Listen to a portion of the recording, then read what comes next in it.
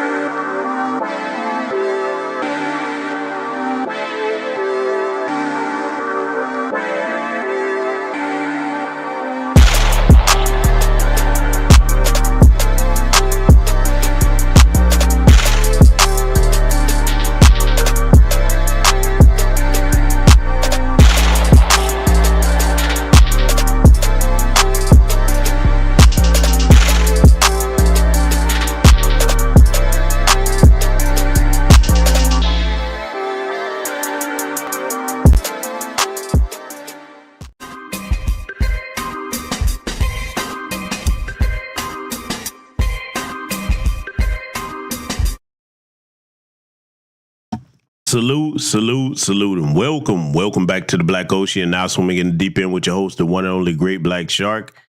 Oh yeah, I know y'all didn't think that I was gonna take the shark teeth out of their asses. Oh no.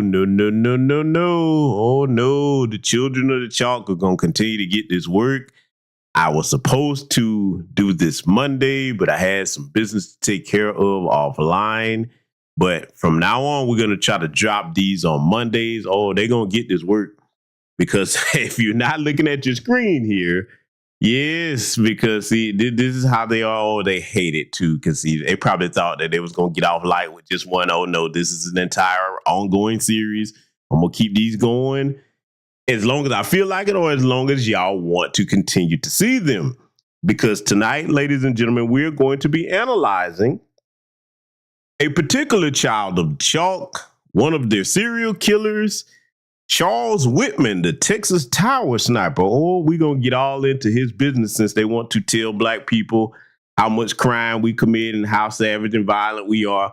We're going to show them their real history. See, we don't have to make things up over here on these platforms when we talk about them.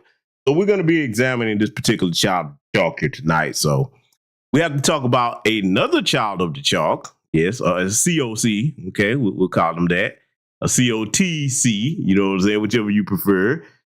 Jim Crow Joe Biden and his foolishness. Now, if you've been paying attention to my community tab, you've been seeing a lot of the articles that I've been posting. Let me take this time to say something to all of you over here that will be joining us.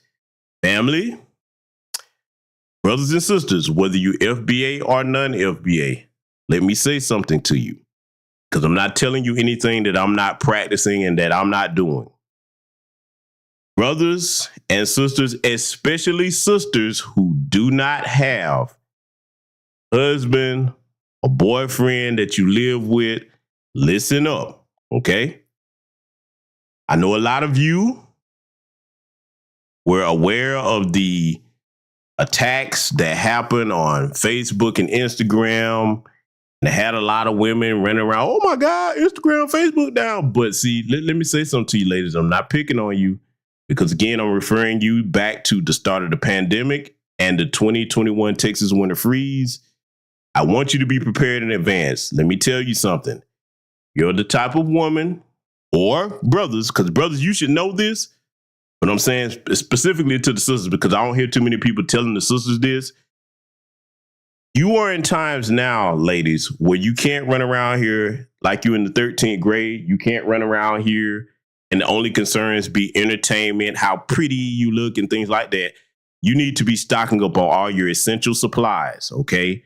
Things that you live off of every day.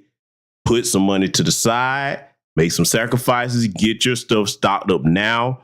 Because see, a lot of people were talking about Instagram and Facebook going down, but they wouldn't. But only a few people were talking about what it was. It was indeed a cyber attack.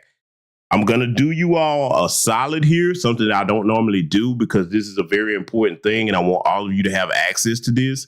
Now, my Patreon members have access to it, okay, because I have a lot of rare information over there. A lot of it you're not going to find nowhere else. You're not going to hear nobody else talking about it.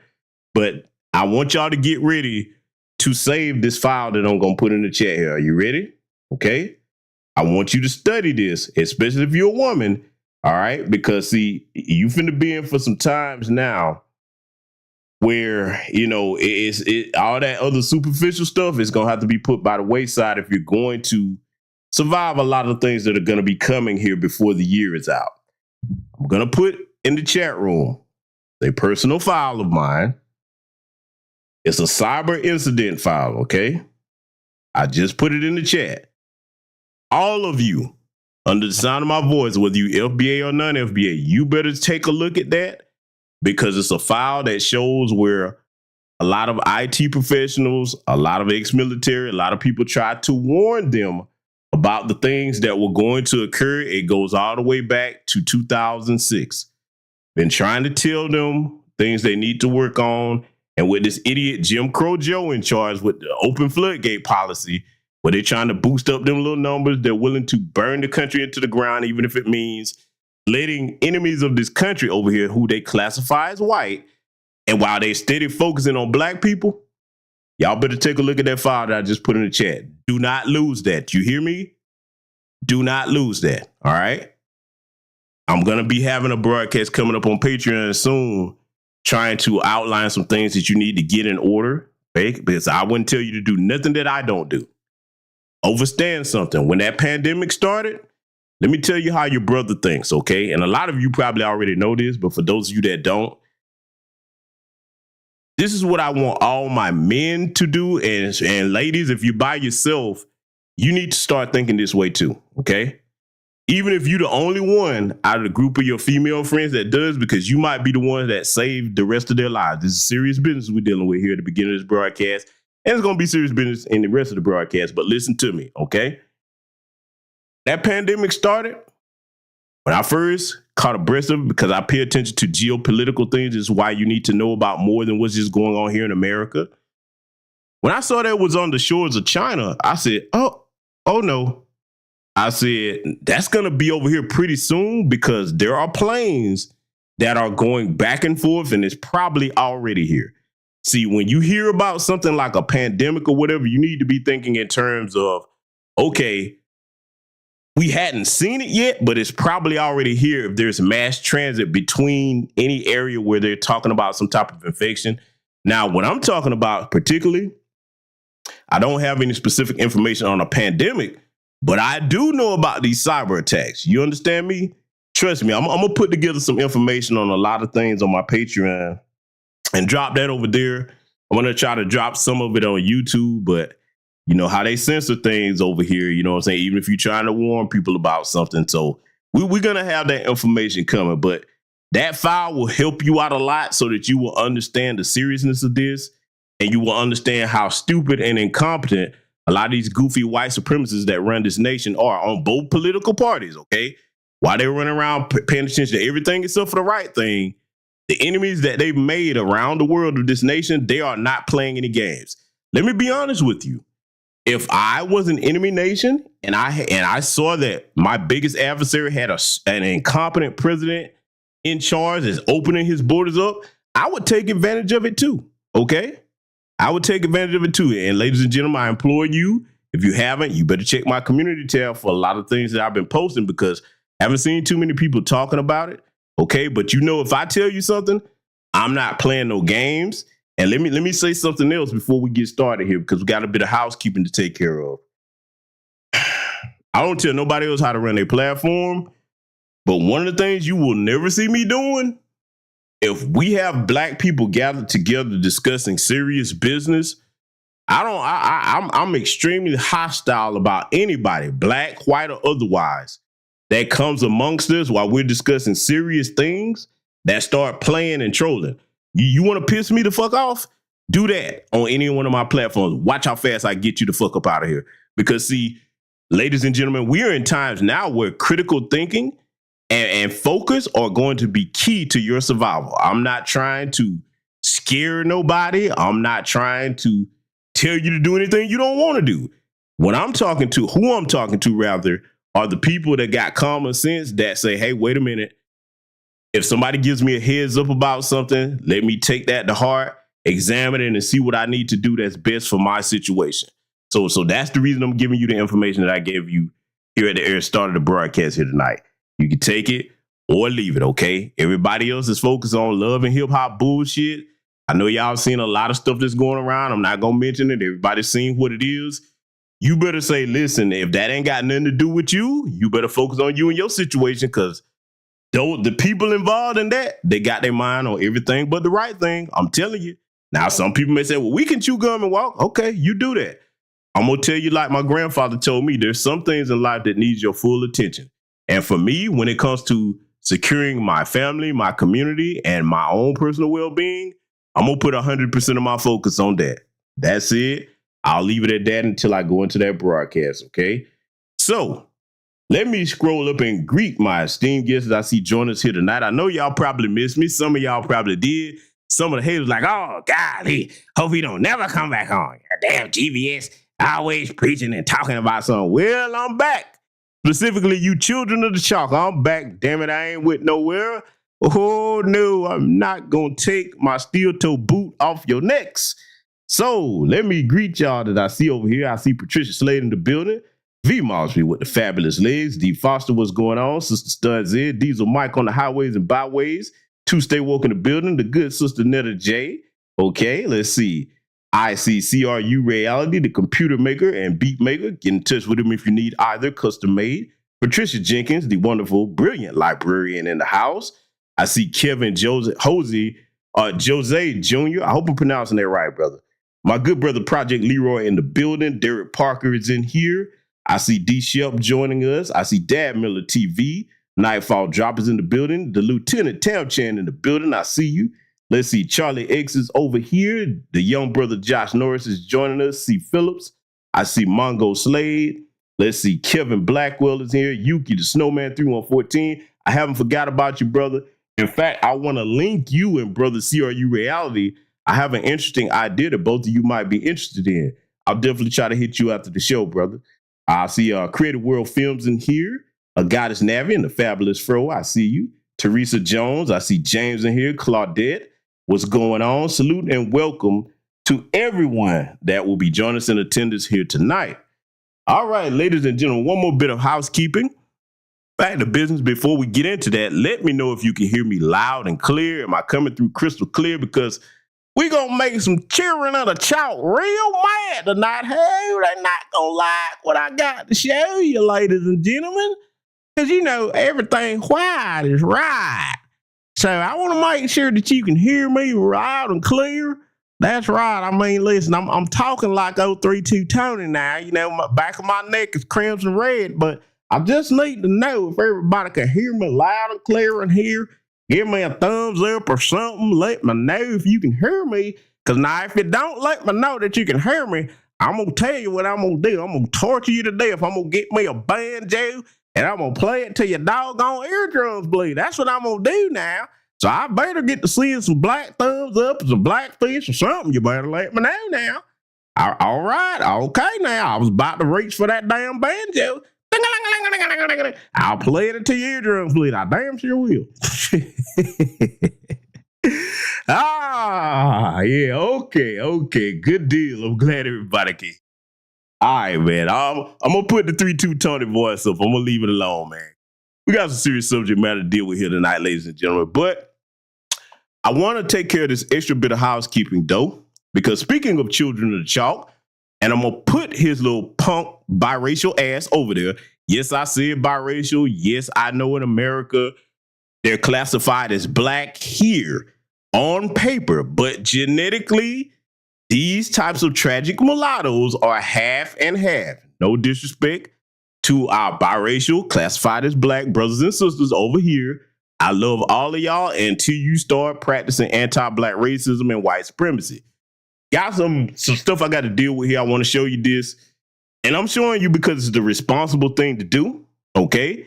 Y'all can take it or leave it. But I need to remind y'all of something because I've covered this in 3 broadcasts on my channel. I need to remind you about Tater Tot, okay, as I call him, or Mr. Andrew Tate. I'm finna make some people mad, but I don't give a damn who I make mad when it comes to the safety and security of my people. Let me explain to you why this is important.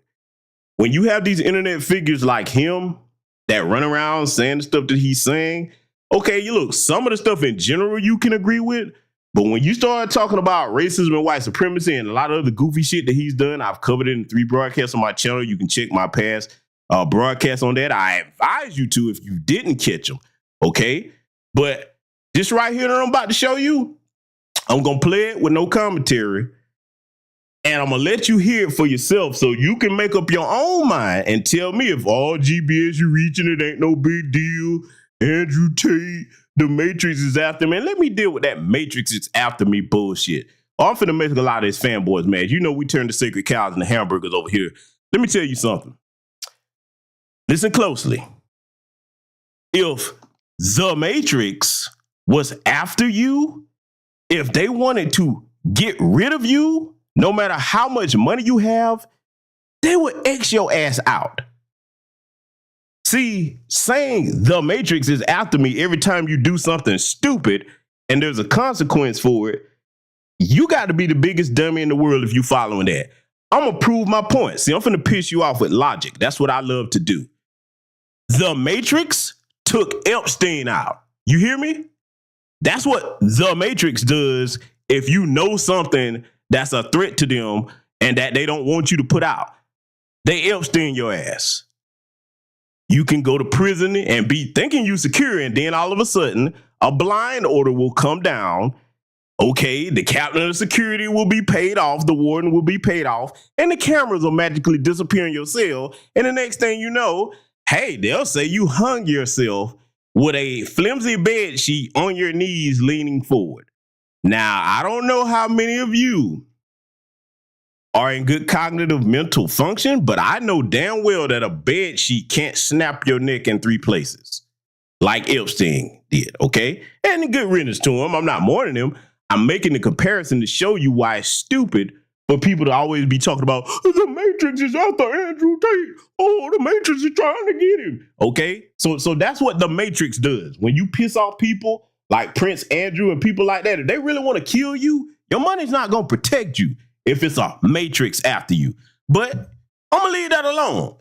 What I'm going to show you, you're not going to be able to argue with. So, ladies and gentlemen, let me go ahead and play this before we get into the main meat of what we got discussed here. And a lot of you probably going to hear this for the first time. If you caught any of my previous broadcasts, you heard a lot more than this. But I need to remind you, because everybody's looking for somebody to make an internet daddy. Everybody's looking for somebody to worship. Let me tell you something. You're the most pathetic thing in the world if you following behind a man and looking up to this motherfucker like he's your hero. Let me tell you something. Follow information, not people. I'm telling you what I do. I follow information, not people. I don't put nobody on no pedestal, male or female. You take whatever information you can use, but trying to worship somebody and follow behind somebody, that's always problematic. So without further ado, I'm going to play this, and I want you to listen to this. I'm not going to interrupt it. I want you to hear this from him, Tater Tot himself. This isn't edited. I didn't add nothing. This ain't AI. This is him. I'm going to play it. Commit more crime than white people. So if you're a police officer and black people do commit more crime than white people. So if you're a police officer and you have more experience with black individuals who've committed crime, are you more likely to think a black person is guilty of said crime as opposed to if you go and arrest a Chinese man? Let's cut the bullshit. Of course, you're not going to be trigger happy on some Chinese bitch because they don't do nothing to you. So the cops don't roll up on a group of Chinese people and think, let's spray. They don't think that. They think, whoa, Chinese food, I'm hungry. This whole movement makes black people more aggressive to police because it makes black people hate the police, which makes them more likely to tell the police to fuck you and less likely to comply. And then everything gets worse, doesn't it? The only way you can truly fix this problem and mend broken is to solve the crime that plagues low-income areas where the people of color live. But instead, what are black people doing? Looting. Like, does this help? No, it doesn't help. Cops always caught me hard, man. I didn't do nothing. Cops always fucking screamed at me, put me on the ground. Cops always trying to arrest me. So now the black people are perfectly justified to dislike the police. Because the black people have now identified a pattern on how cops treat them. And this is why it's spiraling out of control, and this is why it's never going to get better. Because no one is going to sit there and actually say what I've just said. Because you're risking being deemed a racist for just saying the truth about human pattern recognition. All right, that was good old Tater Tot. You know, little old clown that everybody likes to worship on the internet. Let me tell you something. If you are parents that's got black sons, okay, you better be on top of what these kids are consuming. And for the person, I don't know if it's a brother or sister that asked me, is he not black? I explained that at the beginning of the broadcast, but I'm going to go into it again. So I'm saying, see, that's another thing. Some of y'all don't listen very well. He's biracial. Yes, again, we know here he would be classified as black, but genetically, his father was black. He was a world famous chess champion. He's dead now. And his mother was white.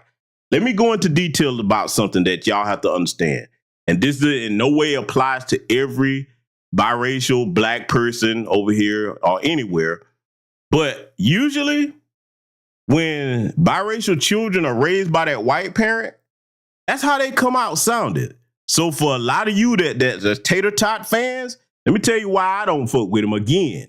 That shit right there. I don't play about racism and white supremacy. See, he thinks he's got more in common with them people, him and his little biracial brother, okay? Dr. John Henry Clark spoke on this, the role of the bastard in world history. And when he said bastard, he was talking about those like him that have those dual allegiances, and they have like, their resentment towards the black parent because in their mind, it was like, I was almost white, okay? Y'all better pay attention to that. But see, you got a lot of little Sambozos and coons. They don't care about what I just played. I'm going to play it again for those, at the end of the broadcast. I'm going to play it again for people that didn't catch it when they're coming in, because I know people will be coming in as the broadcast goes on. But that's something I guarantee a lot of y'all probably didn't see. You saw it if you was over here watching it on my broadcast. You need to understand who you're dealing with in these spaces, okay?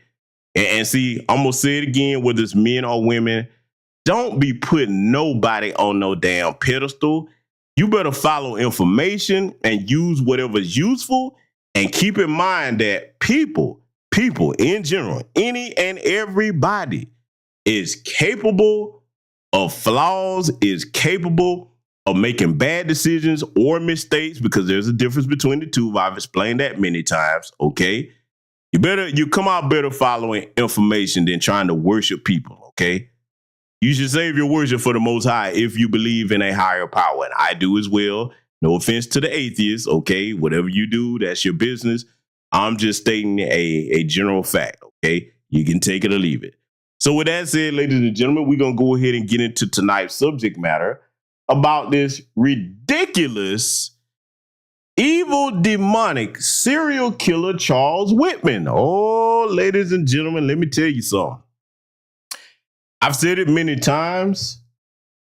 Black people, whether we foundational Black American or you continental African, Caribbean, we will never be able to catch up with the bloodshed, violence, and demonic terrorism that the dominant society has inflicted on the world. We'll never be able to catch up.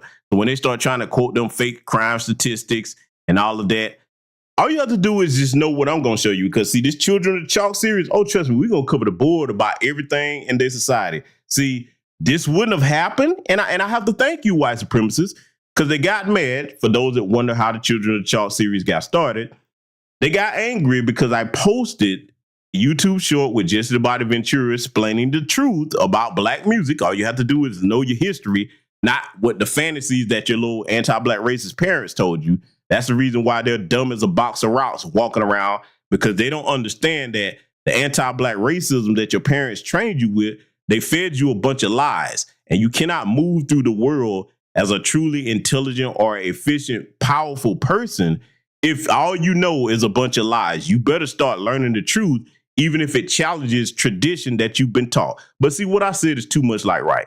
So they started trying to troll in that short. Now, In case you don't understand white supremacists, over here on this channel, you only get one time to troll. All you do is get your comment, delete it, then you get blocked. So you only get one time. But see, so many of them came over there. I like, oh, okay, you wants to play, don't you, Giblet? Well, since you did it during Black History Month, which is a cardinal sin, now you got my attention. So, ladies and gentlemen, this is how the Children of the Chalk series came about. With that said, I'm going to go ahead and start playing this. And let me tell you something. I'm playing this for a reason, not just to stick a thumb in their eye. I'm playing it to educate you on how sick these demons truly are. Know thy enemy, okay? Know thy enemy. With that said, we're going to get started.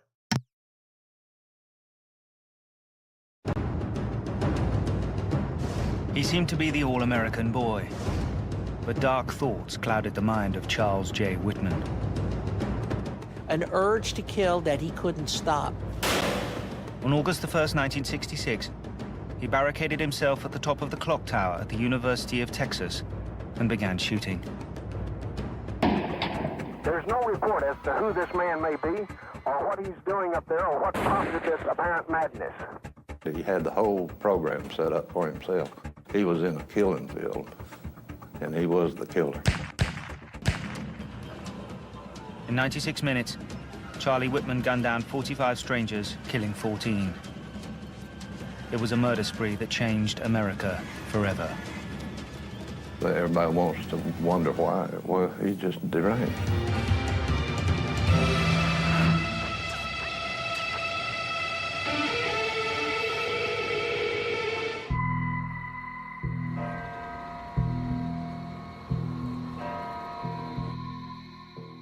When he was 12, Charles J. Whitman became the youngest Eagle Scout in America. As an adult, living in Austin, the state capital of Texas, he led a scout troop at his local Catholic church. He was loved by the Boy Scouts, and he took the boys out on a rifle range, and he showed them, and they enjoyed that. Toby Hamilton was in Whitman's troop, but he didn't enjoy it. The scoutmaster often taunted the boys. He would take a dollar bill out and he would throw it down on the floor and he'd say, anybody can do what I do can have the dollar. Well, a dollar in 1966 is a lot of money to a kid. But he'd flip upside down and he would go into a handstand position with his feet up on the wall and he would do push-ups upside down. And of course, we'd all try to do it. We'd fall on our faces. And he would just laugh at us and snatch the dollar bill back and say, see, you can't do it, and walk away. I mean, he was just, it was all about showing off. It was about Charles Whitman. Nothing was about us. I don't know of anybody else in Austin that could shoot like he could. He'd taken us all out to a rifle range at one point, and his marksmanship skills were incredible.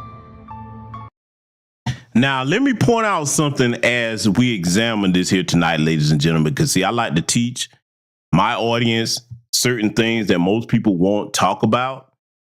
What I want you to understand, and when you don't take my word for it, I want you to actually compare what I'm about to tell you to other situations like this, whether it's a Jeffrey Dahmer, whether it's a Ted Bundy, whoever. When they get to talking about these serial killers and things like that, notice how they talk about them with an air of reverence. You know what I'm saying? It's beyond just talking about what they were proficient at or what they were good at, or if they happen to be intelligent. They hold them up in high esteem.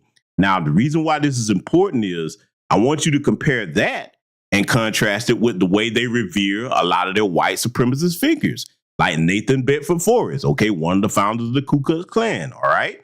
Or some of these other Confederate generals like Robert E. Lee and a lot of the rest of them, a lot of slave masters and slave owners and things like that, the entire group of degenerate founding so-called fathers. I want you to pay attention to how they lionize and idolize them, even if they're describing them doing something horrific. They always try to make them out to be like these legendary figures, okay? So you need to really understand the psychology of these demonic white supremacists. Let it continue. There didn't seem to be any reason why he felt so angry, and yet the anger was really deep-seated from his childhood. His father was a domineering presence in Charlie's life. Charles Whitman Sr. was strict and overbearing. He often beat his wife and his sons. What's tragic about that relationship is that Charles Whitman Sr. apparently didn't see anything at all unusual about that. He was the kind of a person who could associate violence and love for a family all in the same sentence. Charlie nursed a hatred for his father. His violence wasn't the only reason. Whitman Sr. constantly pressed and bullied Charlie to succeed. No matter how hard the boy tried, he could never please him, except when it came to his aptitude for guns. His father kept a gleaming collection of over 60 firearms at their home. By the age of 12, Charlie was an expert shot. He'd been excellent with firearms from the time he was a small boy. His father said he could shoot the eye out of a squirrel at 50 yards. Beautiful. When Charlie was 19, his relationship with his father reached breaking point. He went out with some friends, and he got drunk. And his father got enraged to the point where he beat up Charlie and threw him in the family swimming pool. He was so beaten up and drunk at the same time that he almost drowned. He decided to sever ties with his father for good. With his mother's encouragement, he joined the United States Marines. Now, let me take the time to say something about a lot of this, because, see, for those of you, mayonnaise mutants that are listening, because I know you're listening, we're finna break down exactly what your life is like. Because, see, a lot of them that jump their asses over here trolling in our spaces, this is their lives right here. A lot of their parents, especially their fathers, are absolute degenerates, okay? See, that type of upbringing right there where, okay, it's one thing to encourage a child to succeed at something. It's one thing to encourage healthy competition, because there's a such thing as unhealthy competition too. But that where you're never satisfied with what your child do. And then of all things, once he became proficient at firearms, to go to show you what a nutcase his father was, you see what a lot of them are doing to their parents today. Some of them are often their parents. Remember, PukeTube had that crazy white supremacist up here that cut his father's head off and had the damn video on YouTube. Oh, they didn't flag or age restrict, none of that, huh? They didn't do none of that until people started talking about it.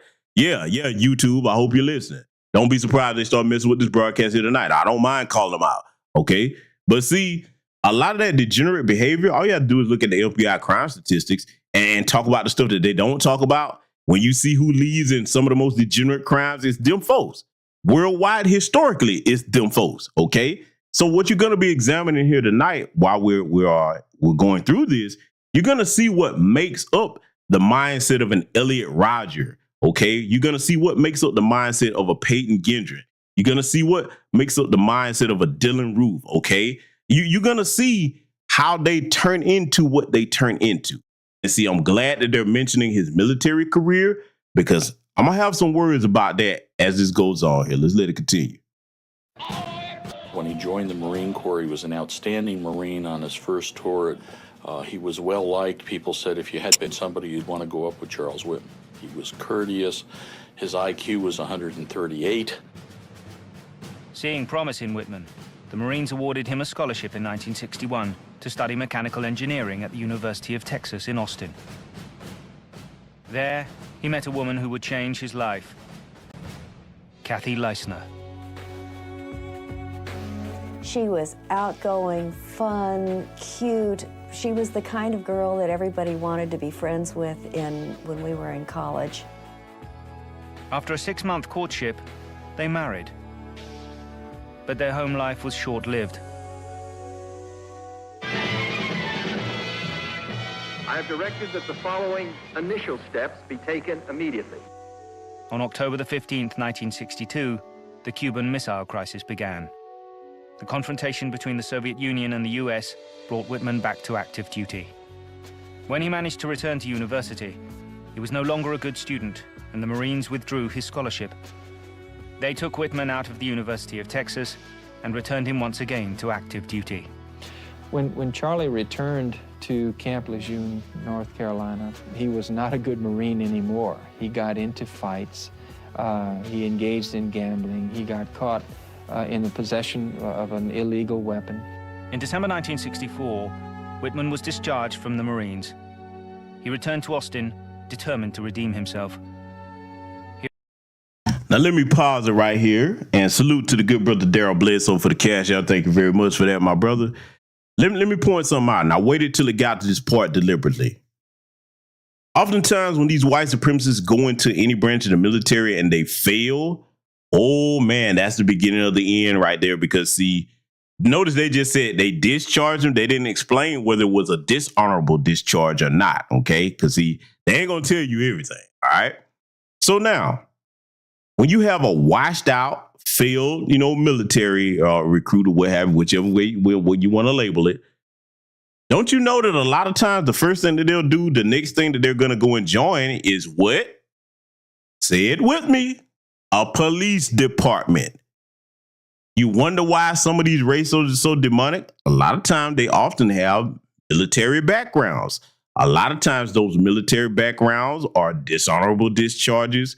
Well, some of them wouldn't be because, the whole not being able to own a firearm. See, you do not want a dishonorable discharge or whatever, okay?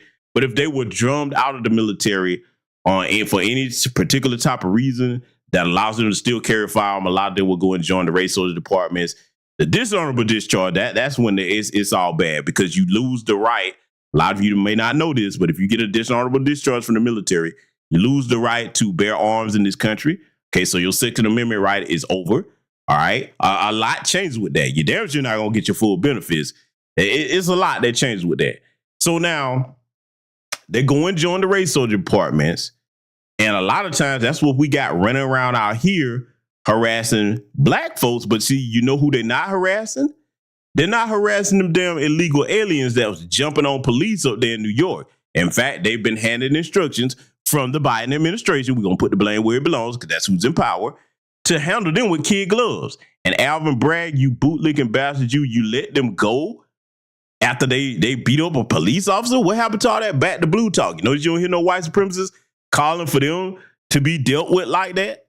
Notice that them police officers didn't fear for their lives enough times while they was getting their ass whooped to shoot them 60, 70 times like they do unarmed black people with signs and things that they thought was a gun, or you said something the wrong way and didn't comply. What happened to all of that? But see, that demonic white supremacist mindset, let me tell you something. Like I said at the beginning of the broadcast, we're going to be heading to times in this country that, unfortunately, due to a lot of the stupid decision making of the powers that be, that are gonna really show people exactly who the enemies of this country are, because it's never been black folks. We've never tried to launch an insurrection on this country. Shout out January 6th. Anybody remember that? Black people have been the most loyal and patriotic people this country has ever seen. And see, at the end of the day, they're going to realize that they're going to really have to turn to us for help. I'm going to tell you right now, I'm all out of trying to help other people that don't reciprocate for us. Because see, what I'm showing you here tonight, before this man did what he did, they could have stopped him. They could have stopped him like all the serial killers. But don't listen to me. I'm going to let them tell you his story. Let's get back to it. He reapplied to the university, was accepted, and started a new course, architectural engineering. Charlie Whitman may have had a violent temper influenced by his father, but he managed to hide it from fellow students and most of his friends. However, his streak of aggression would soon reveal itself in the most brutal manner.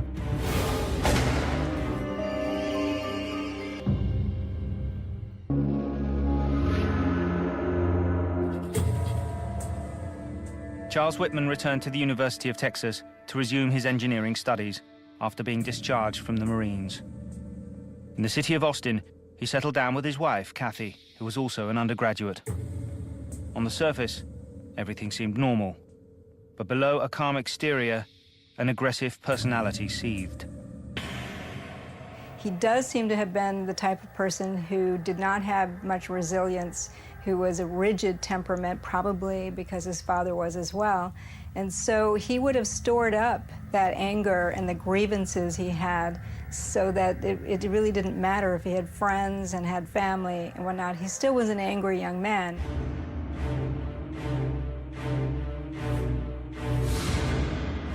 July the 31st, 1966 was the hottest day of the year in Austin. Charles Whitman sat at his typewriter in his sweltering home and wrote a letter that attempted to explain his feelings. I don't quite know what compels me to write this letter. I don't really understand myself these days. I'm supposed to be an average, reasonable and intelligent young man. However, lately, I've been a victim of many unusual and irrational thoughts. The 25-year-old was about to put those irrational thoughts to a deadly purpose.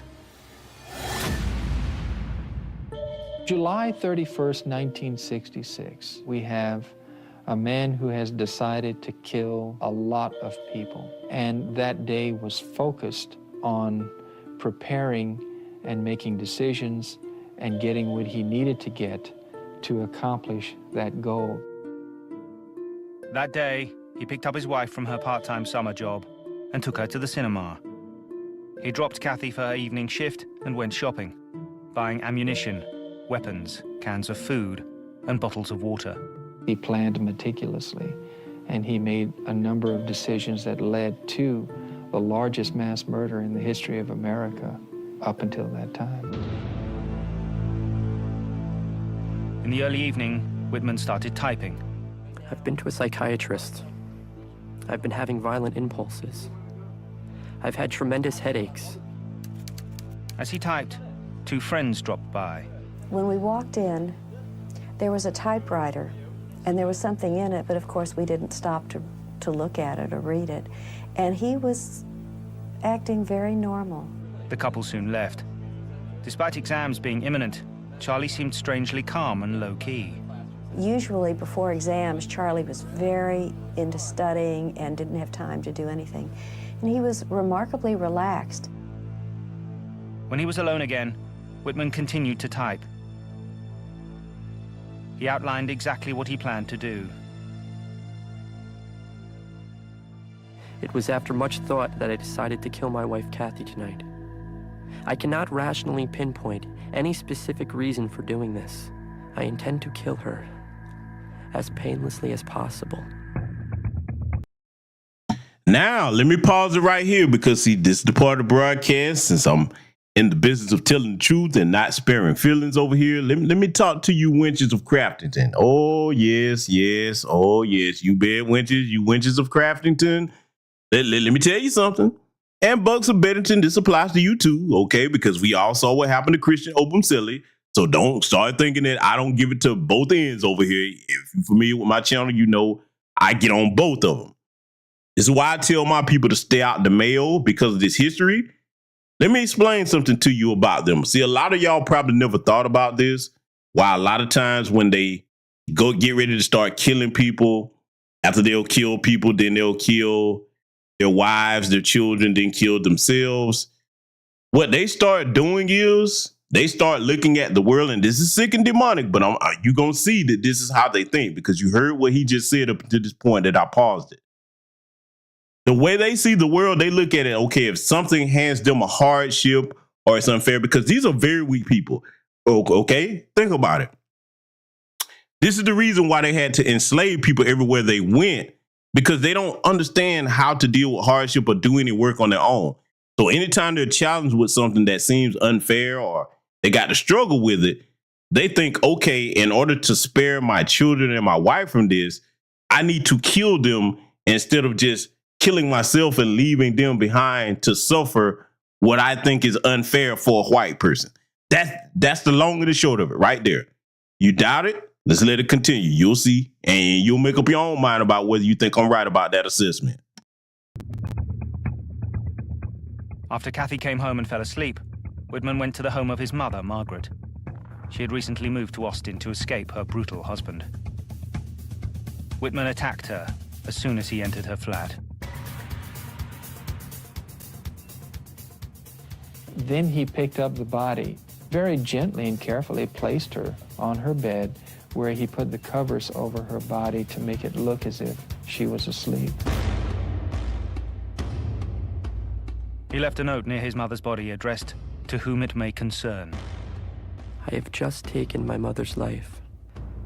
I am very upset over having done it. However, I feel that if there is a heaven, she is definitely there now. He blamed the murder of his mother on his father's cruelty. She took enough of his beatings, humiliation, degradation, and tribulations. I loved her with all my heart. think the way that Whitman treated his mother by choking and stabbing her was really about anger at her for not saving him as a child. She knew he was killing her before she died. Returning home, Whitman crept into the bedroom and stabbed his sleeping wife 5 times in the chest with a bayonet. He returned to the typewriter and the letter he had been writing earlier.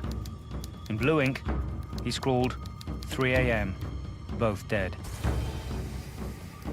In that letter, Whitman said he had killed the 2 women to spare them from the murder spree he would soon launch. We have mass murderers who kill their families and then say they wanted to spare them, but that's usually a lie. Usually that's just something they're telling themselves, but in fact, they're really very angry at these people. The nature of the killings suggests rage. So these were both very violent, very close, very upfront personal deaths with someone that he professed to love a great deal. Kathy said that when they were first married, that he would hit her. She told me that. He used to really have a temper. Whitman had been taking amphetamines in the months leading up to the killings, making his frequent mood swings more volatile. In fact, Whitman had been exhibiting warning signs that he was about to crack for quite some time. Often mass murderers are also abusing substances. The likelihood that they will act out is raised because their inhibitions are lowered and their impulsiveness is raised. So the fact that Whitman was taking dexedrine meant he probably wasn't sleeping well. He probably was irritated. Already being angry, that would have just magnified his sense of the need to pay back somebody or to get revenge. At one point, Whitman even confessed his revenge fantasies in class. Larry looked up and said, "Mr. Riley, Charlie's talking about taking a rifle and going up on the tower and shooting a bunch of people." And I just walked over and put my elbows on his table. I said, "Now that's just what an old Marine needs to do, to show that, to prove that he can shoot." And he never looked up. He had that little bitty smile on his face, and he just kept drawing. Whitman's. Now you heard that, family. Instead of them taking that serious, you heard what this idiot just said. Because see, let me tell you something. The white supremacists are always going on about how high their IQs are, but you can't have a high IQ when you have advanced warning on a threat and you don't take action to stop it.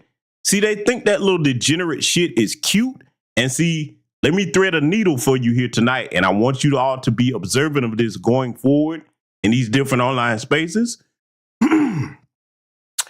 Pay attention to how the tethers emulate that, okay? And when I say tethers, I'm talking about those that are disrespectful to foundational Black American freedmen over here on our soil or abroad when you're not even over here worrying about our affairs and trying to undermine us. That's what I mean when I say tethers. I'm not talking about all Black immigrants. You have to say that from time to time because a lot of people try to twist your words and take them out of context.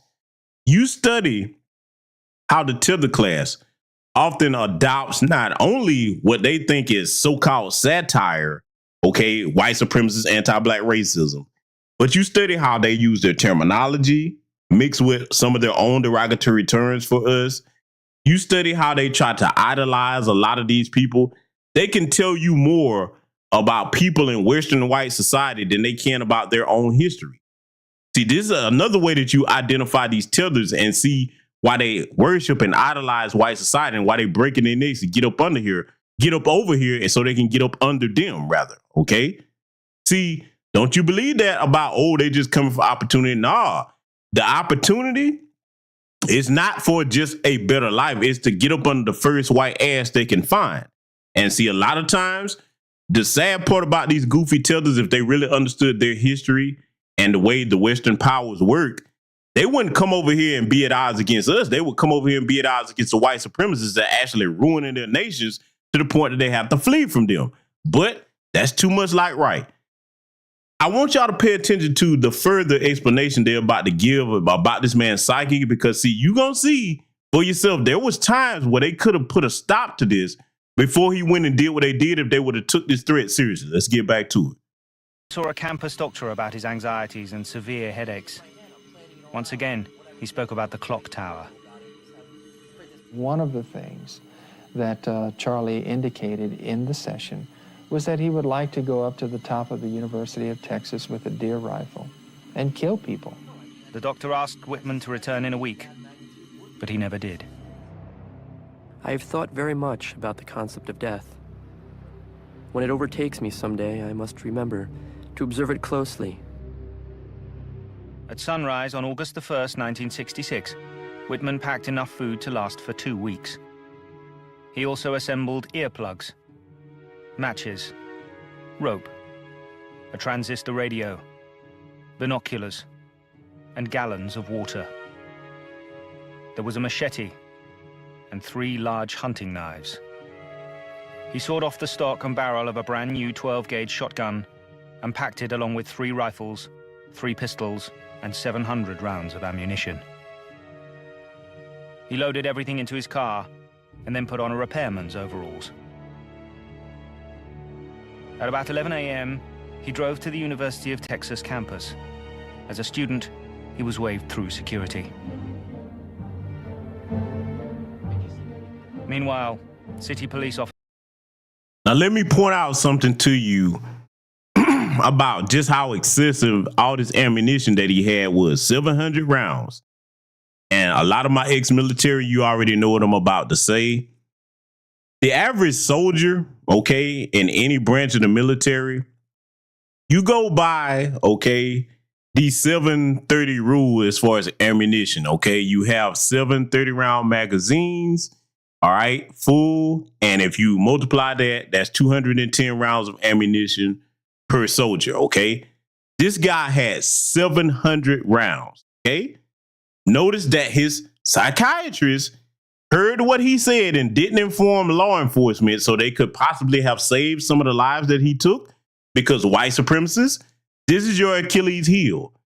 You don't want to mass incarcerate each other because it's family to you. The demons are in your family, and instead of you actually loving your people enough to stop these damn demons, you willing to let them go free. But the minute that a black person does something, or you suspect them of something, oh, you can't wait to throw the book at black people and lock them up. Say what you want about Pookie and Ray Ray, but I'm going to say this again. They're not going to any schools and shooting up children because they couldn't get a date from Becky or whoever. They're not going and shooting up schools because they had hard upbringings. And Pookie and Ray Ray have some hellified upbringings, okay? If you know anything about some of their lives. They're not going to school and doing this. Killing each other? Sure. That's a conversation to have, but they're not going and mass shooting a bunch of people and taking out their problems on society, okay? So while you making comparisons to black folks, this is what your people's history are. Let's get back to it. Officer Jerry Day and his partner Billy Speed were sharing breakfast before going on duty. Billy told me that he was going to turn in his resignation that day. I said, "No, Billy, you don't want to do that." He says, "Yeah, I do." He says, "I feel like I'm going to be hurt or killed if I stay on the force."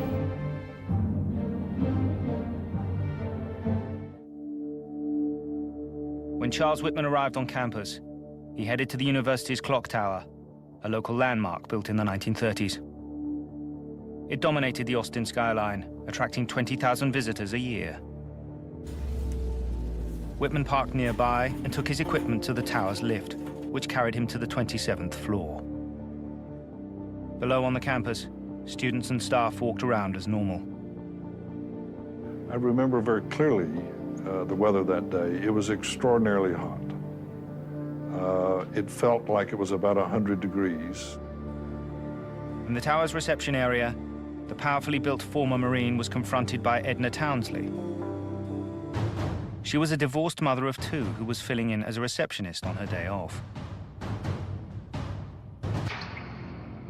Probably because she recognized him, because he had been up there before, and she knew he was a student and not a university employee or a repairman. He just attacked her immediately, and he chased her down and just beat her on the back of the head to the point where it almost destroyed her skull. Minutes later, after he had barricaded the entrance to the reception area, A family of 6 bounded up the stairs to take in the view. As they attempted to jump the barricade, Whitman fired his sawn-off shotgun. 14-year-old Mark Gabor and his aunt, Margaret Lamport, were killed instantly. 18-year-old Mike Gabor lay bleeding on the stairs, while the others fled to the floor below. It was 11:43 a.m. when Charles Whitman walked out onto the observation deck.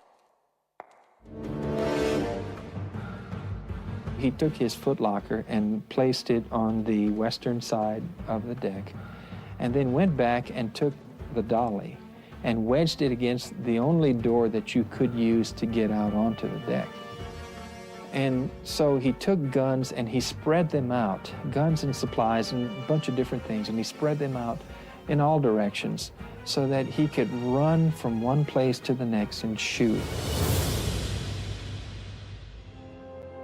The university green stretched out on 3 sides in idyllic summer mode, with students strolling the walks across campus between classes.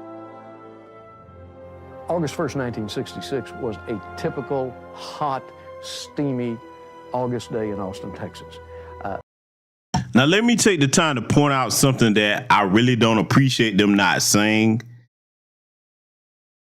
Because I want you to really understand that a lot of these mass shootings that you see like this, that these white supremacists pull off, first and foremost, I want you to understand this. They go and study people like Charles Whitman, okay? Because what they're doing is not original. They go and study a lot of these former serial killers here and in other countries and try to pull off the same style of attack, okay? The only thing that changed, they may have a different weapon, picking a different location to pull it off, but you better believe that this is why now you notice they don't put them manifestos out no more. And trust me, if you're on my Patreon, I've got several over there that they don't want you to see, that it would behoove you to go over there and study. That's what I do on my Patreon. I put together things that you can use to protect you and your families, because you have to understand the psychology of these degenerate demons, okay? But what I don't like that they're not saying is, he didn't just pick this place and just go there at random. He scouted this out. Let me explain something to you about really all branch of former military. One of the main things that you're trained to do is to scout and observe territories, especially when you're in the field of combat. You're trained to scout your area so that you're familiar with where you're going to be waging warfare at. And see, that's exactly what he was doing. I guarantee you he had been there several times. You saw how he was always talking about writing down, talking about what he was going to do. He went there several times before he pulled this off. That's what they're not really saying. Because see, they really don't. You need to understand, when they talk about these types of people like this, I already pointed out how they revere them, but they really don't want to just come on out and just tell everything. I'm going to tell you everything over here tonight because I already understood how he was moving. He went there and scouted this place out, probably was walking around looking at, okay, if I get up here in this tower, this is the vantage point I'm going to have. You know what I'm saying? He was planning it all out, okay? But I want you to listen to what they're going to give you, okay? Because I'm going to fill in the gaps for anything that I see that they left out. Let's get back to it. Summer school was in session on the campus. Certainly there was nothing to suggest that day anything out of the ordinary was going to go on. You know, it was a very sunny summer Texas day with no clouds in the sky and a very peaceful college campus environment, you know, that we were in. At a cafe on busy Guadalupe Street, on the fourth side of the tower, Forrest Priest was taking his usual daily lunch break with friends.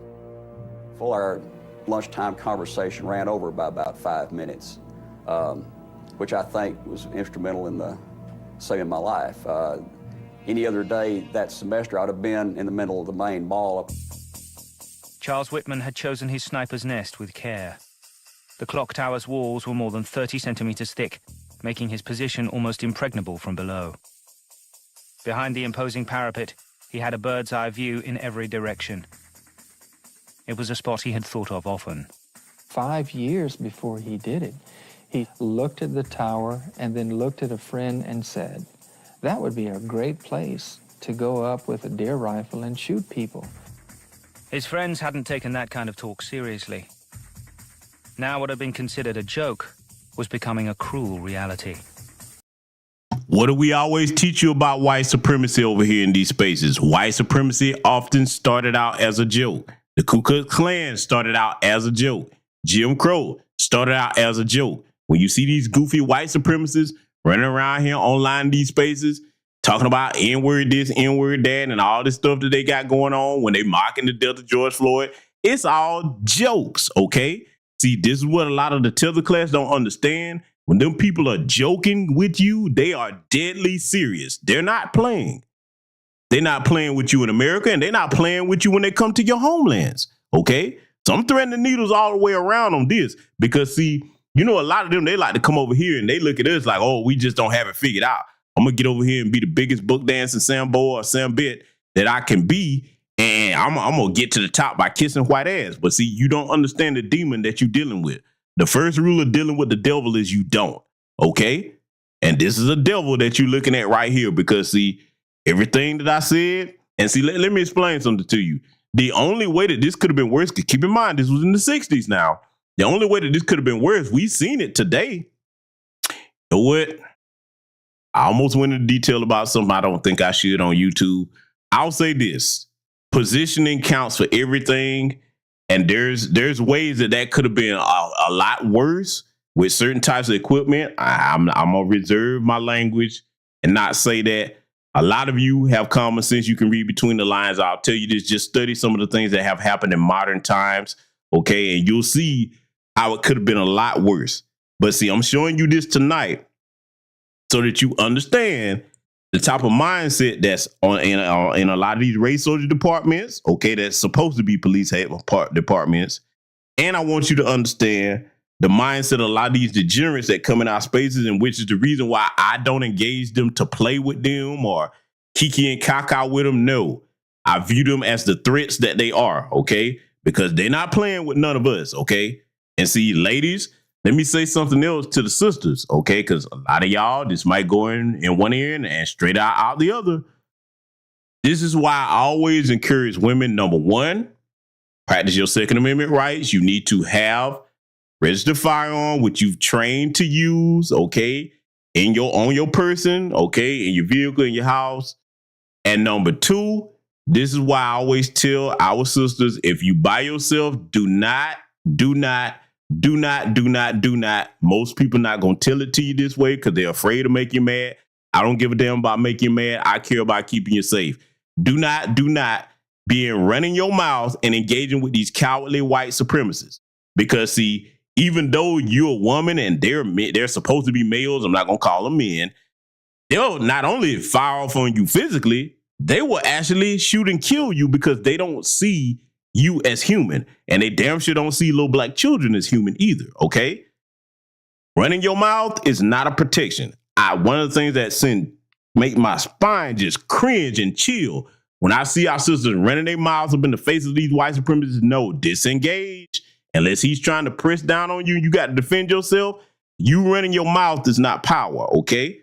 I'm telling you this because I want you to be safe, because they're cowards. The only way they engage brothers, okay, is if they're armed or if they're in larger numbers than us, okay? But I want you to understand that if nobody else has told you, this platform is telling you. I want y'all to be safe. I want y'all to continue to study how they're laying out what he did here, because, see, this is very important.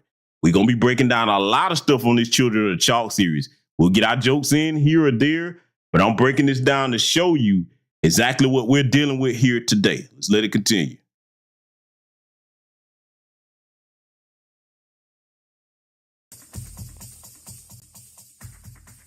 Squinting through his scope, Whitman first targeted Claire Wilson, an 18-year-old student who was 8 months pregnant. If he had wanted to, he could have placed a bullet between her eyes. But instead, he went down the body and zeroed in and focused on a fetus and killed an unborn baby as his first target. The bullet pierced Claire's abdomen and killed her unborn child. As she fell, her boyfriend, Thomas Ekman, bent down to help her. He was shot as well and died instantly. Claire was left bleeding on the ground, but she survived.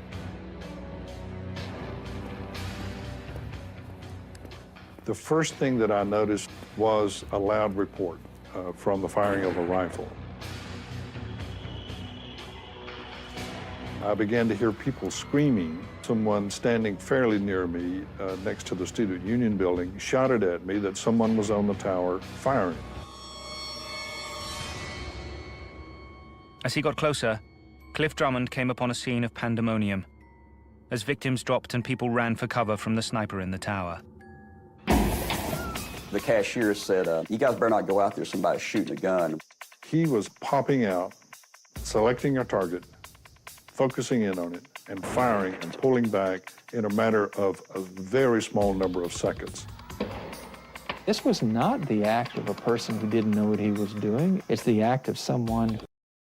Now, let me take the time to explain to you, ladies and gentlemen, and let me make sure I say I hope none of you ever find yourselves in a situation like this. But let me tell you what you do if you do find yourself in a situation where someone is shot and it's a potential sniper out here like Stephen Paddock, okay, in Las Vegas, and you don't know where it's coming from.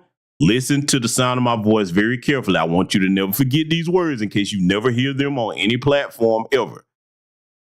Common sense would tell you to do this, but a lot of times when something like that happens, people panic, especially if you haven't been trained to deal with that. Let me tell you what you do. You don't take off running all over the place. Your first thought is, okay, this is dangerous, and you have to be calm in order to make the decisions that I'm telling you to make here, because this could save your life. You see that it's dangerous. Somebody's been shot. You don't know where it's coming from. You want to get low and get behind something very solid, a building, wherever. What you don't do is take off running out in the open, because see, if that shot is coming from above you, like the situation they're describing, you a sitting duck. All you're going to do is die tired running. You understand me? I'm telling you that right now. You get yourself low and get behind something. I don't care if it's a car, whatever. Preferably something solid and brick. Okay, if you have to go into another building, what you don't do is take off running all out in the open. No.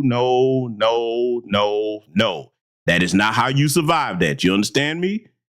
Y'all better pay attention to this, because see, I don't just talk about what they do. I'm going to give you solutions to help you deal with this should you unfortunately find yourself in these situations, because see, with a lot of things that's going on in this country right here, these white supremacists are losing their minds. These borders are unsecure. I hate to say it, but another terrorist attack is going to be imminent. It's not going to just be physical. It's going to be cyber. We're seeing hints of that already. And like I said, I put a file in the beginning of the broadcast. You can find that over on my Patreon. I may put it in here again before the end of the broadcast. But you better remember what I said if you ever find yourself in that situation. Do not take off running out in the open.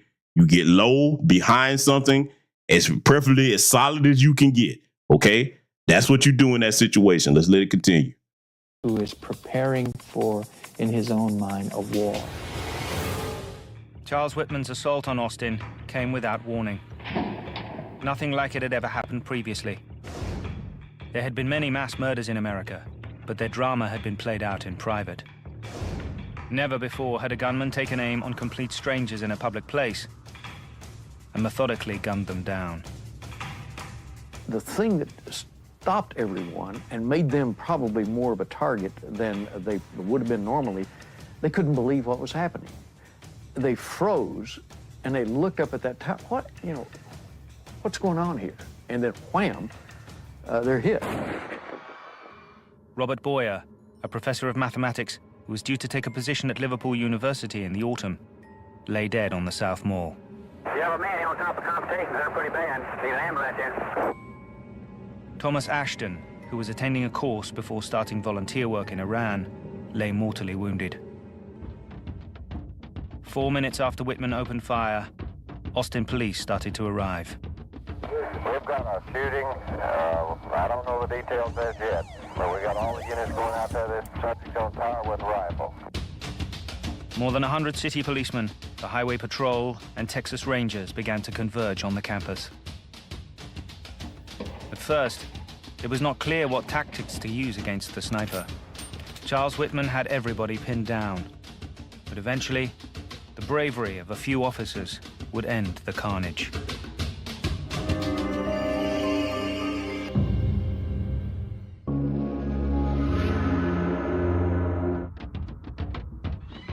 In August 1966, gunfire from the top of the clock tower on the campus of the University of Texas had law enforcement officers and the university population running for cover.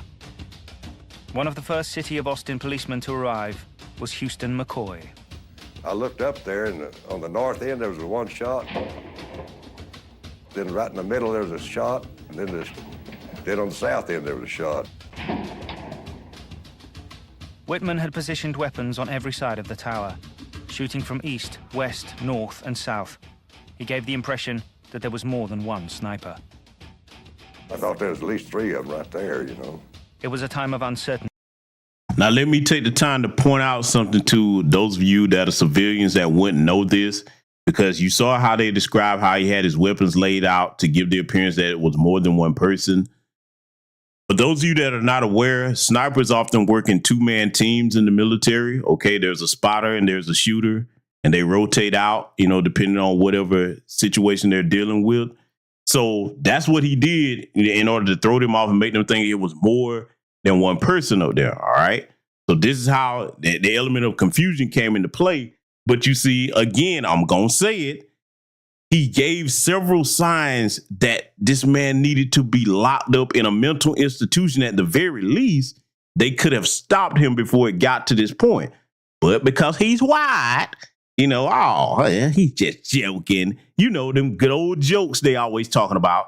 They sit there and ignore the threat until it got to this point. The same thing that they're doing today, ladies and gentlemen. So I'm showing you how far back this goes, this pattern of them ignoring the detriments and deranged amongst them until it takes the lives of their people. And see, to go to show you how insane and contradictory white supremacy is, if you know about their 14 words, a part of that phrase is supposed to be protecting the future of white children.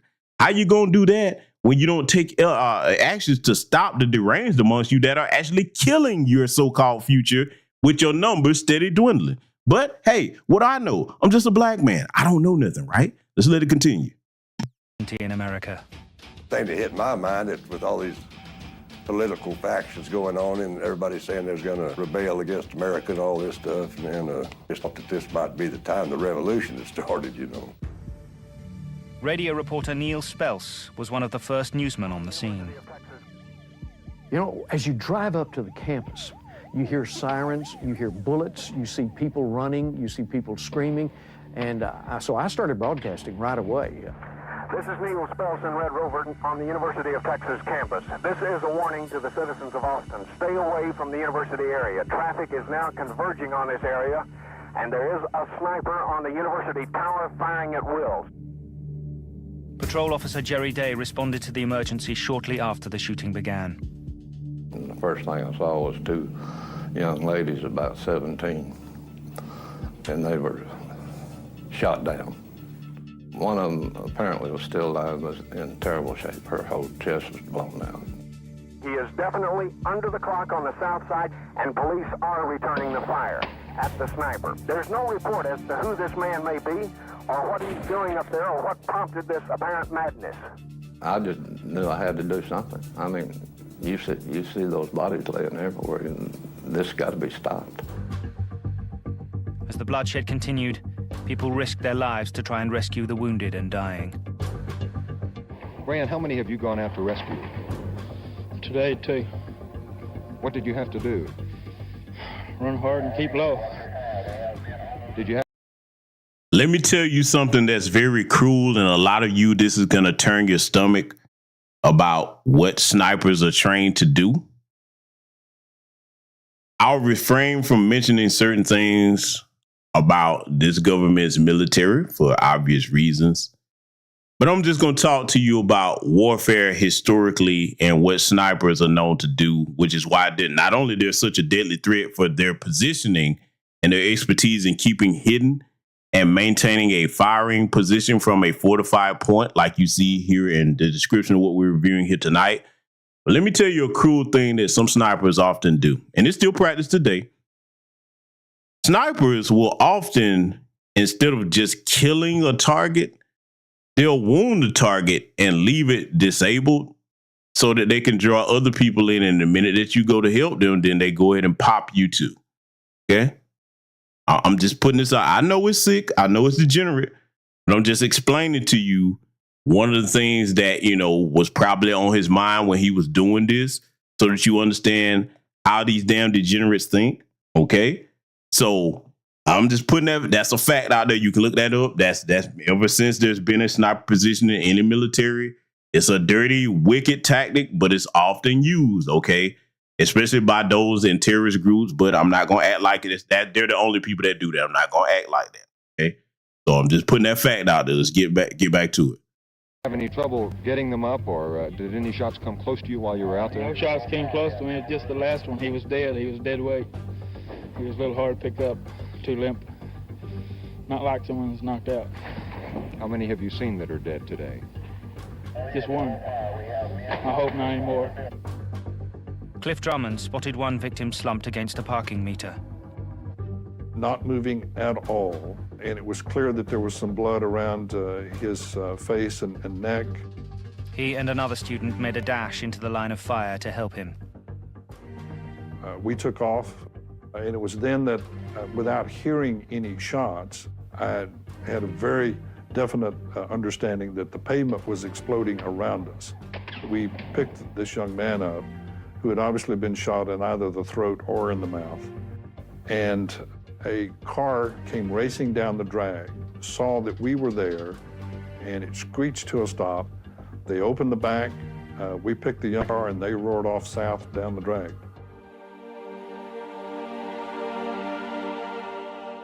"35 minutes into Whitman's massacre, 8 people lay dead, and 7 more had been wounded. This was a huge scale that was unfolding before us, and it was real and it was deadly. There were a lot of people down, a lot of people that we knew were dead. We didn't have any idea how many, and a lot of blood in a lot of places. Charlie Whitman turned his blistering fire on the businesses of Guadalupe Street with deadly effect. Recent high school graduates, Paul Sontag and Claudia Rutt, were both shot dead. A teenage paperboy was picked off while riding his bike. Forrest Priest was running down the street, moving quickly to his right, when something made him stop. And approximately 10 seconds after that, a very high-power rifle bullet came past my right ear, and it hit a gentleman named Harry Walchuk, who was standing inside a little newsstand to my right. Harry Walchuk, a PhD student and father of 6, died later in surgery. I saw a wounded man out in the middle of Guadalupe Street in line of fire, and he just sitting there, and he was holding his arm. And I told him, I said, get up, get out of here. He said, what I do, what I do? This was the question of the day for everybody. Anyway, I went over to the middle of the street, and I stood him up and put him behind a tree. There was this odd feeling that ran through my head several times. How long can this go on? How long can this continue? Yes, there are people shooting back at him, but how are they going to get to him? The former Marine in his citadel had the citizens of Austin in his sights and its policemen at bay. There seemed to be only one way to end it. I just saw he was in a fort. There's only got one way. We had to get in that fort with him. In his fort on top of the University of Texas clock tower, Charles Whitman listened to the reaction to his mayhem on a transistor radio. It's a battle. Now, let me pause it right here to point out something else that these sick, demented, deranged, evil serial killers will do. He's got that radio up there because he's getting off on what he's doing. You understand me? I know the average person, those of you listening to this, you don't understand how anybody could get off on that. But trust me, that's exactly what he's doing. Okay? Because in his mind, I already broke down how when he killed his wife and his parents and everything, that he thinks he was sparing them from what he was about to do and the suffering they would have to endure. You know what I'm saying? Being that, okay, if he would have just did it and they would have kept living, they would have to live with the shame of what he did. So in his degenerate mind, killing them would be better. But see, with this, okay, it's like, oh, I've got an audience. Because see, if you go back and study some of them, the Dylan Roofs and the rest of them, in their manifestos, they have a common theme. a lot of them often talk about how people are gonna remember me. I'm gonna do something. Everybody's gonna know my name. Yeah. See, this is the deranged mindset that you're dealing with here. And see, I'm gonna give you something else because again, I hope that none of you ever find yourselves in this type of situation. But I'm gonna tell you something. It's gonna be kind of gruesome, but it could save your life. If you're ever in an open area and somebody gets shot like that, I'm gonna tell you something that and again, I hope nobody is ever in a situation like this, but we just dealing with what could happen here in America. The direction that the person falls, okay, that's the direction that you want to make sure that you're not going in that direction behind them, because that's the way. If they fall forward, then you know where the shot came from, all right? Because in other words, the force of that bullet is going to knock them forward from where it came from. You get what I'm saying? So that means if you're going to be moving to get out of harm's way, don't go in the opposite direction, okay? The opposite direction of where they fell from. If they standing next to you, that person gets hit, they fall backwards for whatever, it's letting you know the trajectory and the velocity that and the direction that bullet came from, okay? That you have a direct trajectory where you shouldn't head towards. You understand what I'm saying? Does everybody get what I'm saying, or do I need to explain that another way? And again, I hope nobody finds themselves in that situation, but I'm speaking in a manner that if you do, you can probably remember these things and get yourself out of harm's way and get your family out of harm's way. Does everybody understand what I just said? Do I need to repeat it? Because see, this is serious business over here, okay? And see, again, I hope none of you find yourself in that situation, but you see how they treat each other today. You see how they coddle each other. You see how they will never punish and try to mass incarcerate each other.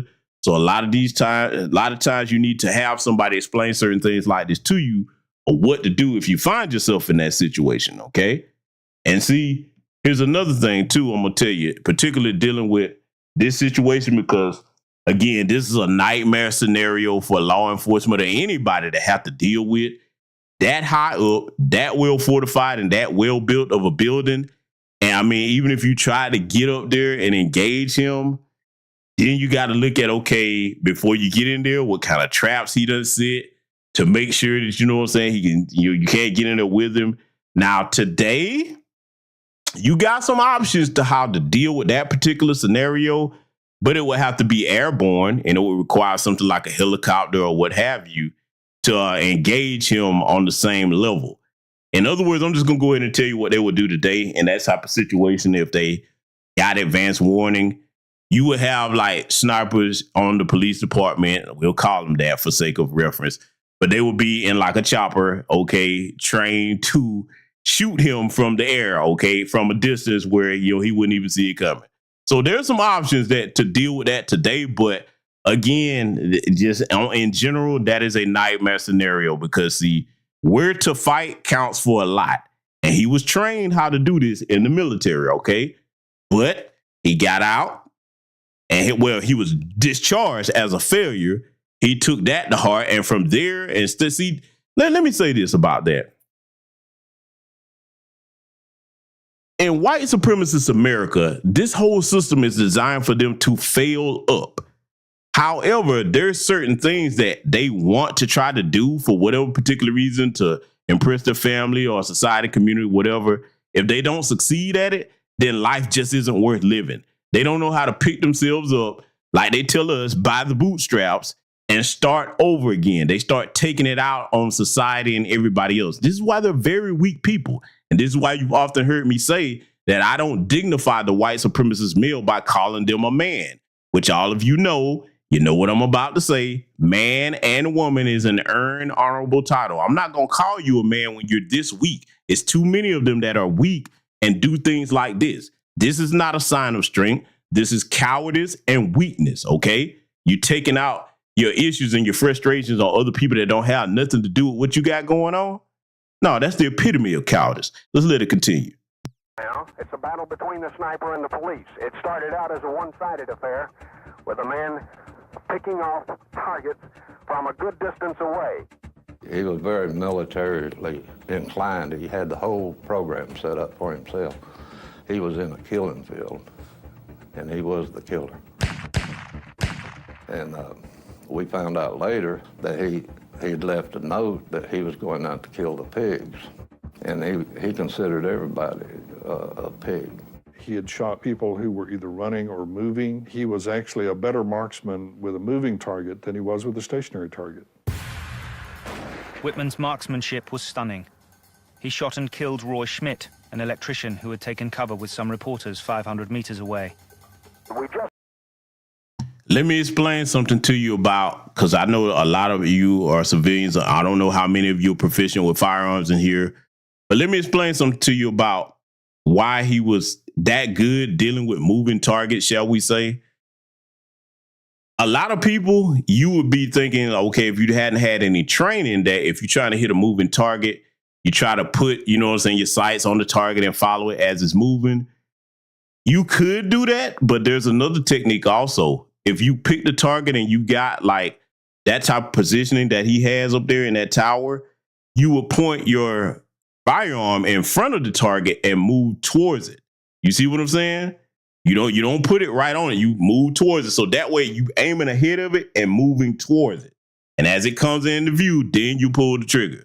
So I want you to understand what type of monster you was dealing with here, because see, for any of us that are ex-military, this right here, this is what they fear, okay?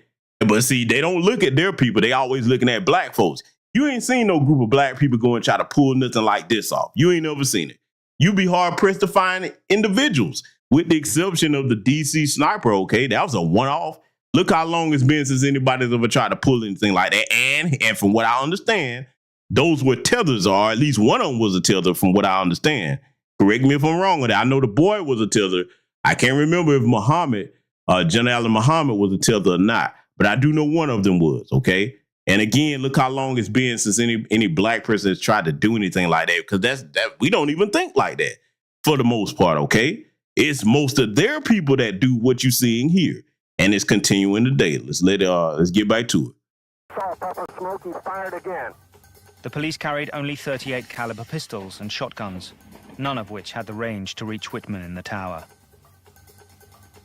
An aeroplane with a police marksman aboard was flown over the tower to bring him down. But as the plane approached, Whitman fired at it. But Whitman is sitting there on top of that with a place to rest his arms and look up at that plane and fire a shot. And that plane got out of there quickly, or it would have crashed, because he could have brought the plane down. His marksmanship allowed him to bring down a policeman. There has been a report of a policeman that has been shot. When I looked down, I saw Billy Speed, Officer Billy Speed, get hit right up here in this right shoulder. The shot that killed police officer Billy Speed was placed through an opening no more than this far, maybe 6 inches apart. And he, from the top of the tower, shot down between those two supports on a railing and went right through there and hit Billy Speed with a fatal shot. Let me pause it and take the time to say something, because I really hope that this reenactment that they're doing here was not accurate. Let me tell you, and this should go without saying, common sense, but I'm just going to say it anyway. If you are ever in a situation where an assailant has a rifle and all you got is a sidearm and you don't have proper cover, you do not engage that target, because they have the superior weapon. You understand me?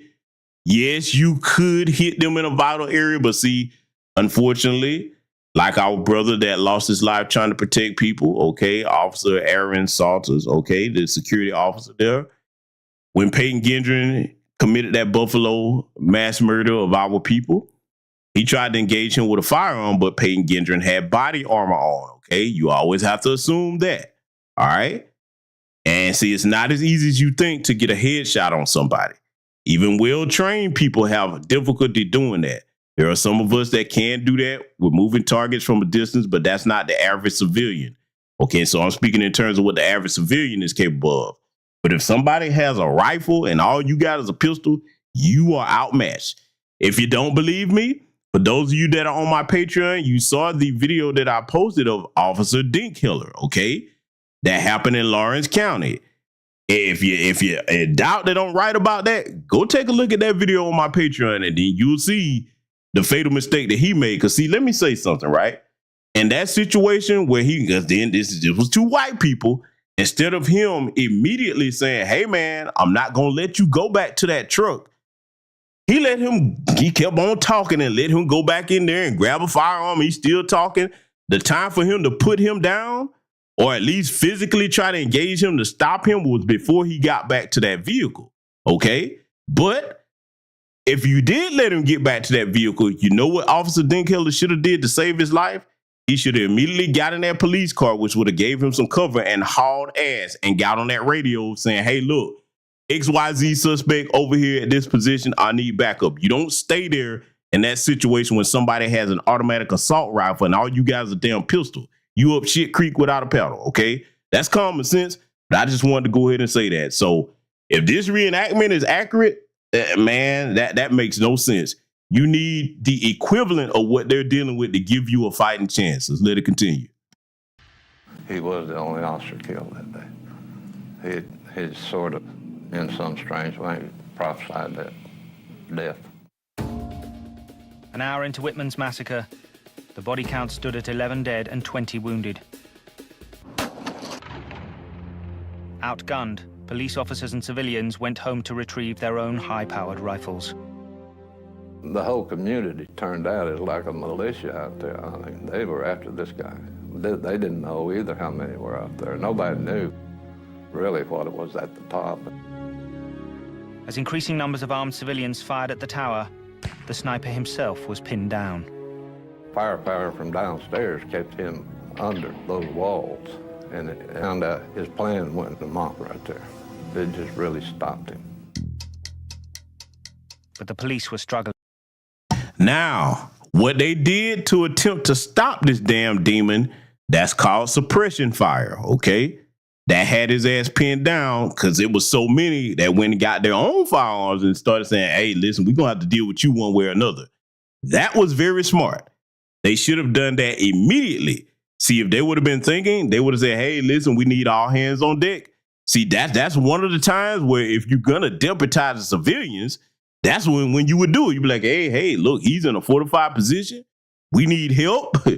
If you got something, bring it out here. We need you now. That's the time to do that, okay? So that I'll give them points for that. I just wish it would have been done sooner. It could have saved lives, but y'all gonna see how they decide to deal with this as it goes on. Let's get back to it. Too. Back in those days, we did not have communications. We did not have handheld radios. And once the policeman was out of his car, he was on his own. And what I was trying to do is find someone from the police department that could tell me, hey, do we have a plan, or this is what we're doing? But I couldn't find anyone.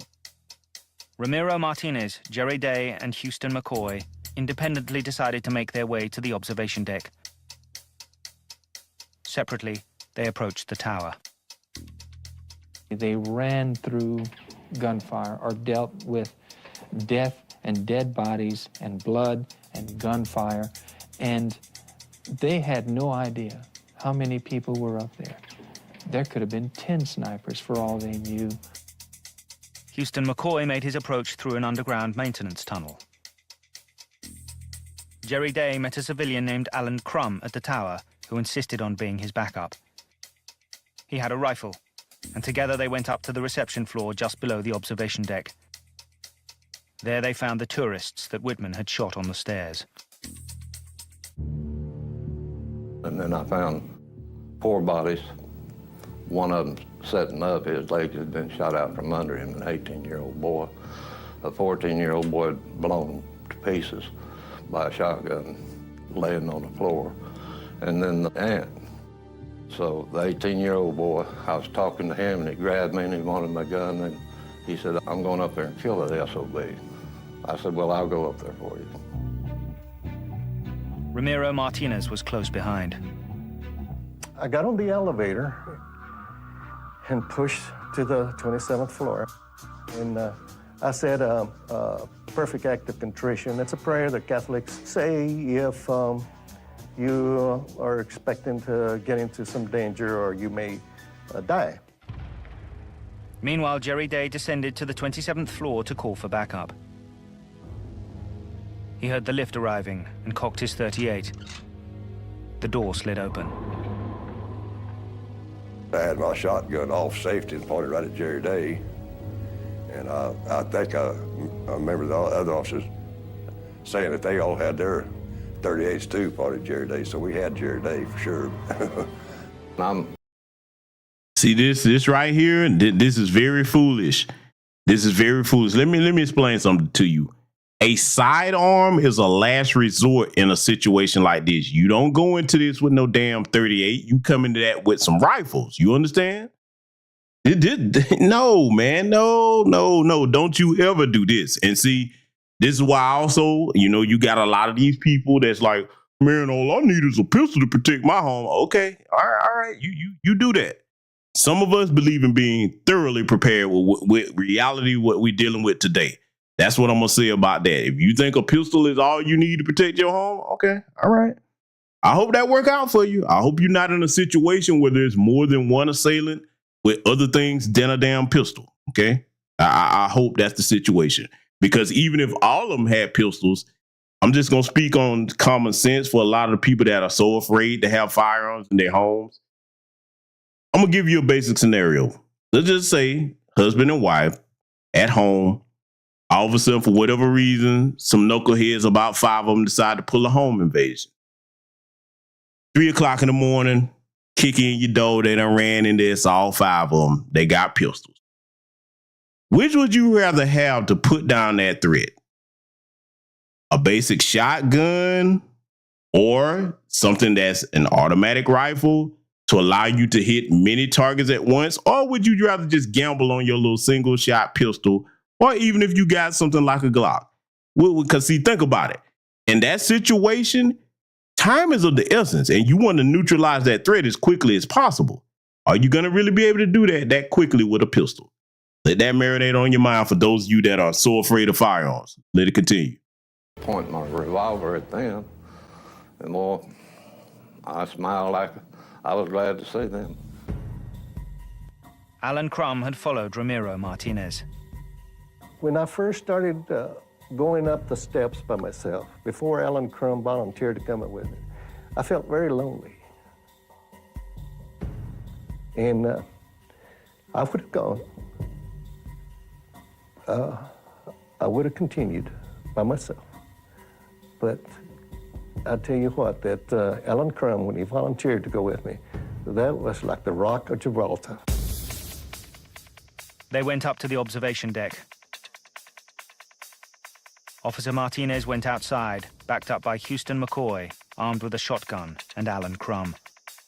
All of us followed Martinez out, and I turned around and with my back to Martinez, I told the civilian, you just stay right here and shoot anything that comes around that southwest corner. All around them, bullets fired by people on the ground were hitting the tower's walls and parapet. 3 splats hit right above my head where ground fire.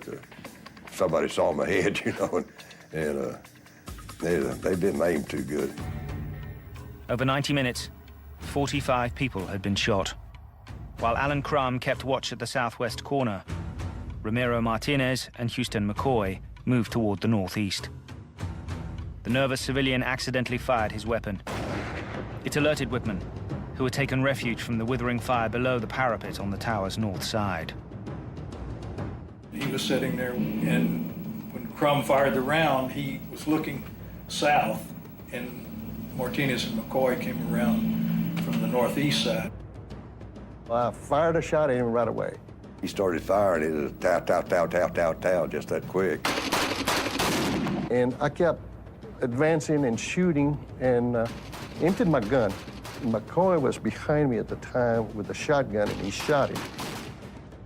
And I remember his mouth was open, and saw that sniper alive he just kind of slid down in my mind's eye, and this is just what I see now, that as he was sliding down, I kind of see that rifle was dropping out of his hand. Officer Martinez threw down his empty gun and grabbed his colleague's shotgun. He ran to Whitman and fired at point-blank range. The clock in the tower read 1:24.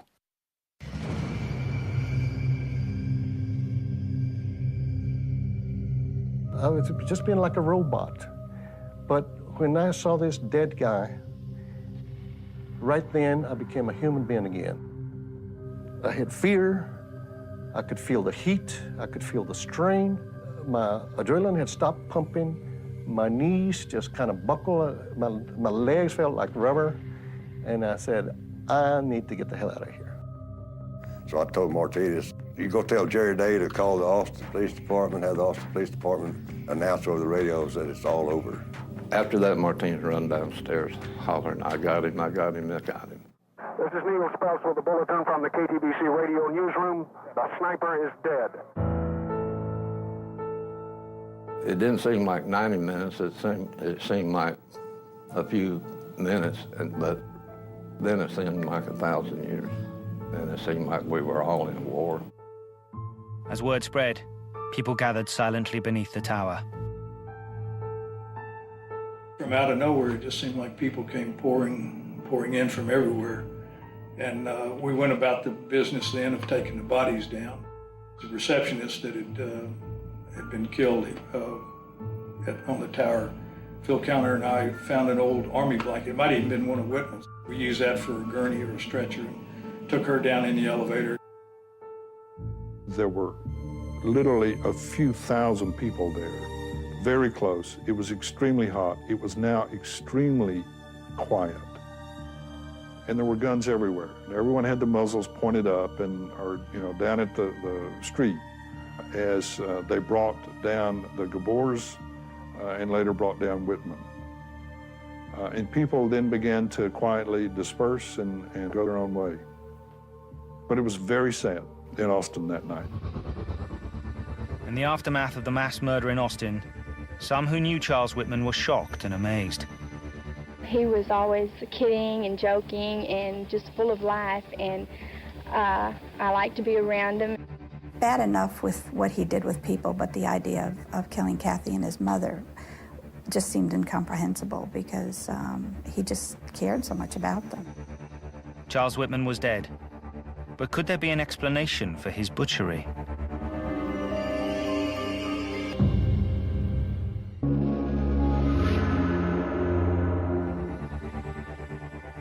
Officers from the Austin, Texas Police Department ended the 90-minute sniper massacre at the University of Texas. Once Charles Whitman was himself dead, people wanted to know why he had become a mass murderer.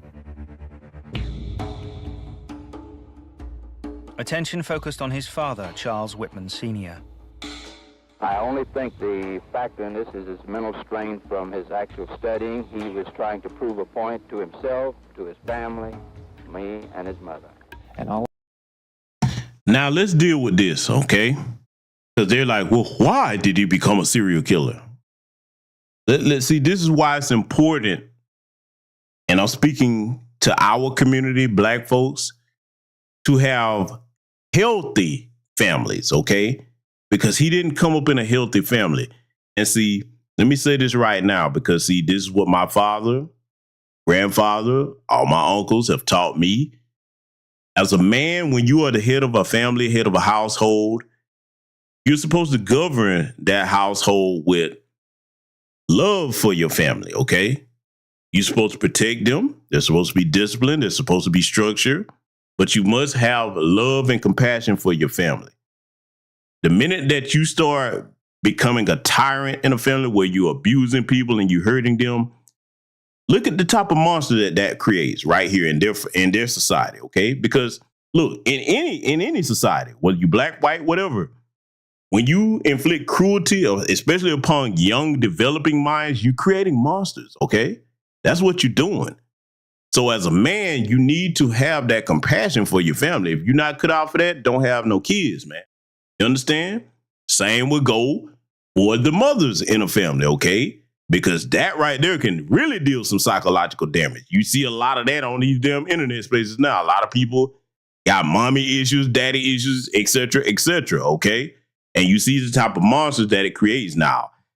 Some of these online personalities, I'll say this, I'd rather them keep that contained online than go outside and actually start harming people like this nutcase did here, okay? Because this was before the internet and all of that, of course. But I'm just saying that you see the type of monsters that mistreating people creates, okay? Every monster has an origin story from somewhere, all right? So I want y'all to listen to what they're about to say, giving the explanation about why he did it. And salute to the good brother Project Leroy for the cash out. Let's let it continue.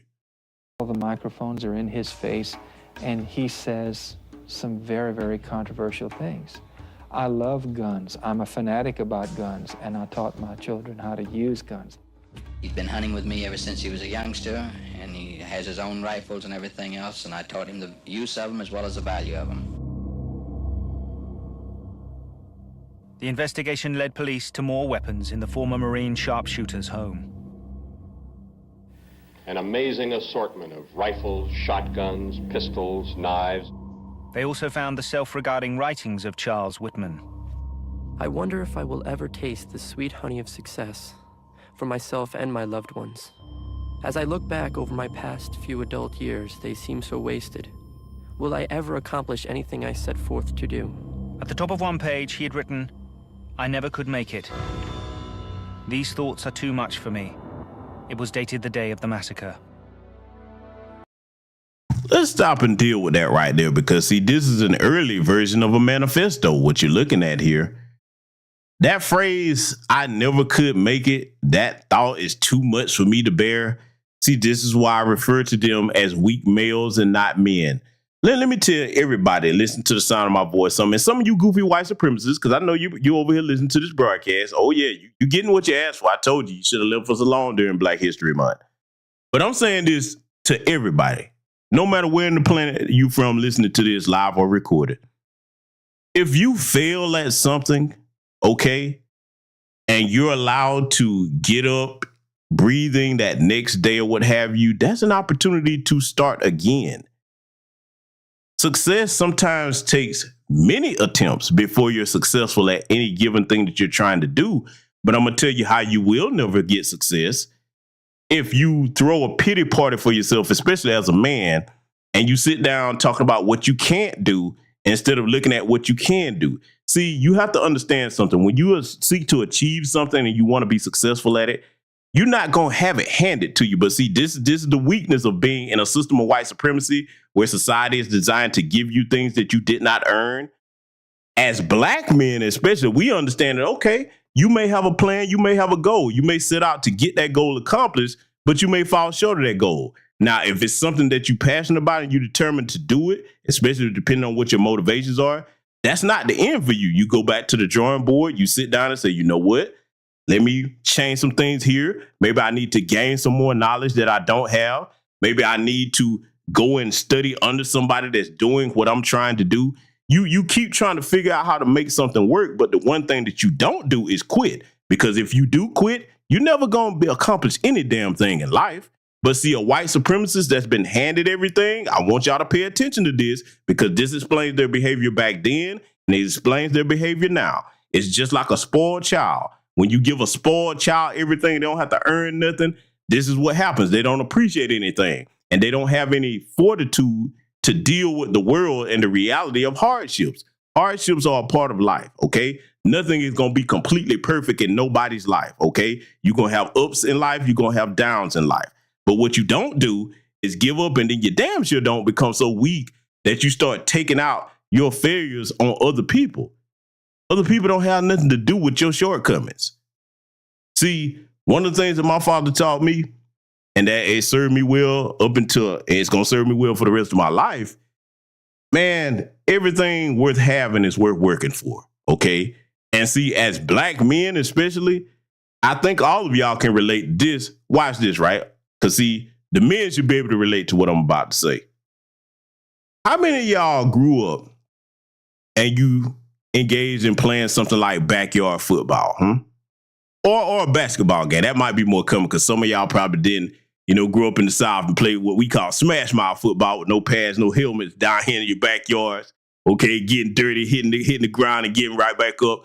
But let's just say basketball. I think that's something most of us played coming up as kids.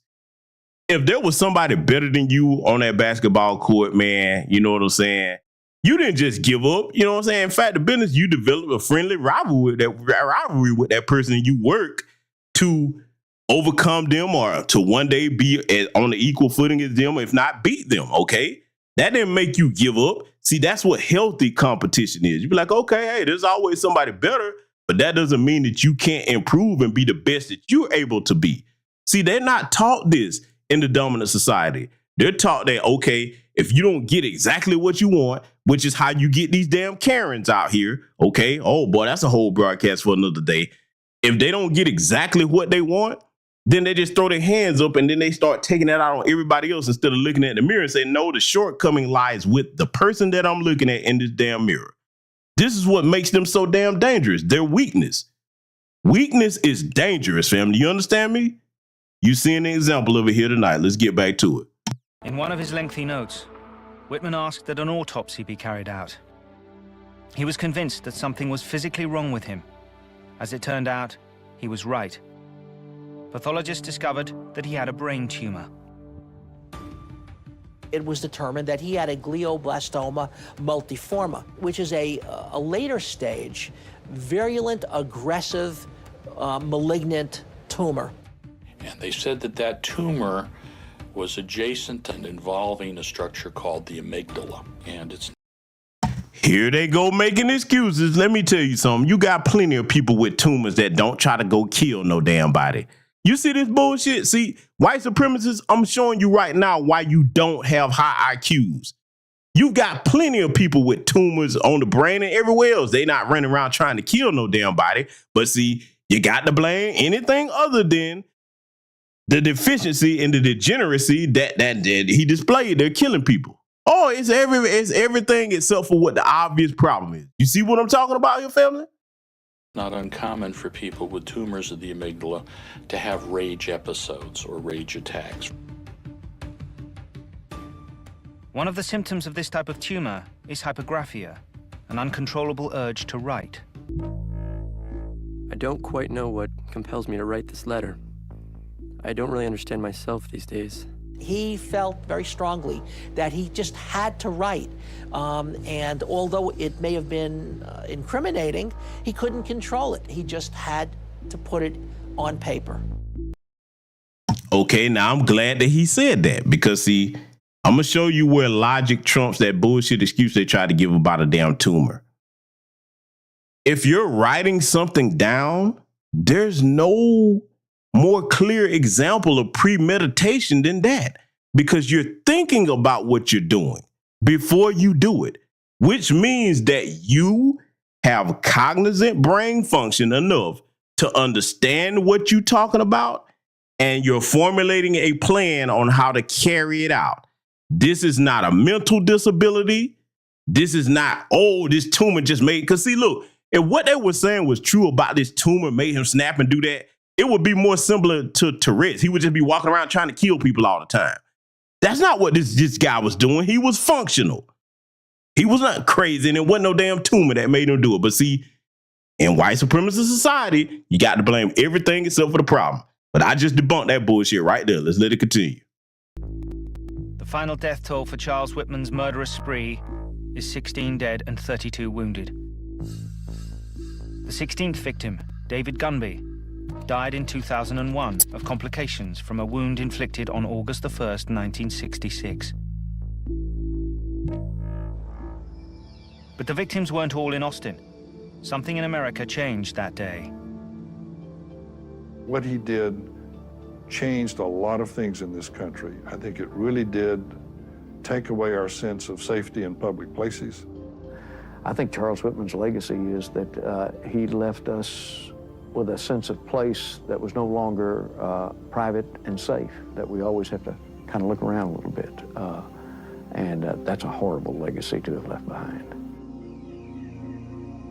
On the University of Texas campus, there is a memorial garden dedicated to the victims. However, for Frederick Preece, the clock tower remains a potent symbol. It's kind of served as a marker in my life that when things haven't gone so well for me, I start saying, well, buck up. If you'd been standing a few feet to your right, you probably would have been shot that day and you wouldn't be alive. So come on, make the best of it, you know. For the men who stopped Whitman that day, it is impossible to forget. It never goes away. It's implanted in your mind, and it surfaces. But It's only a thought now. Whitman's spirit still lives there.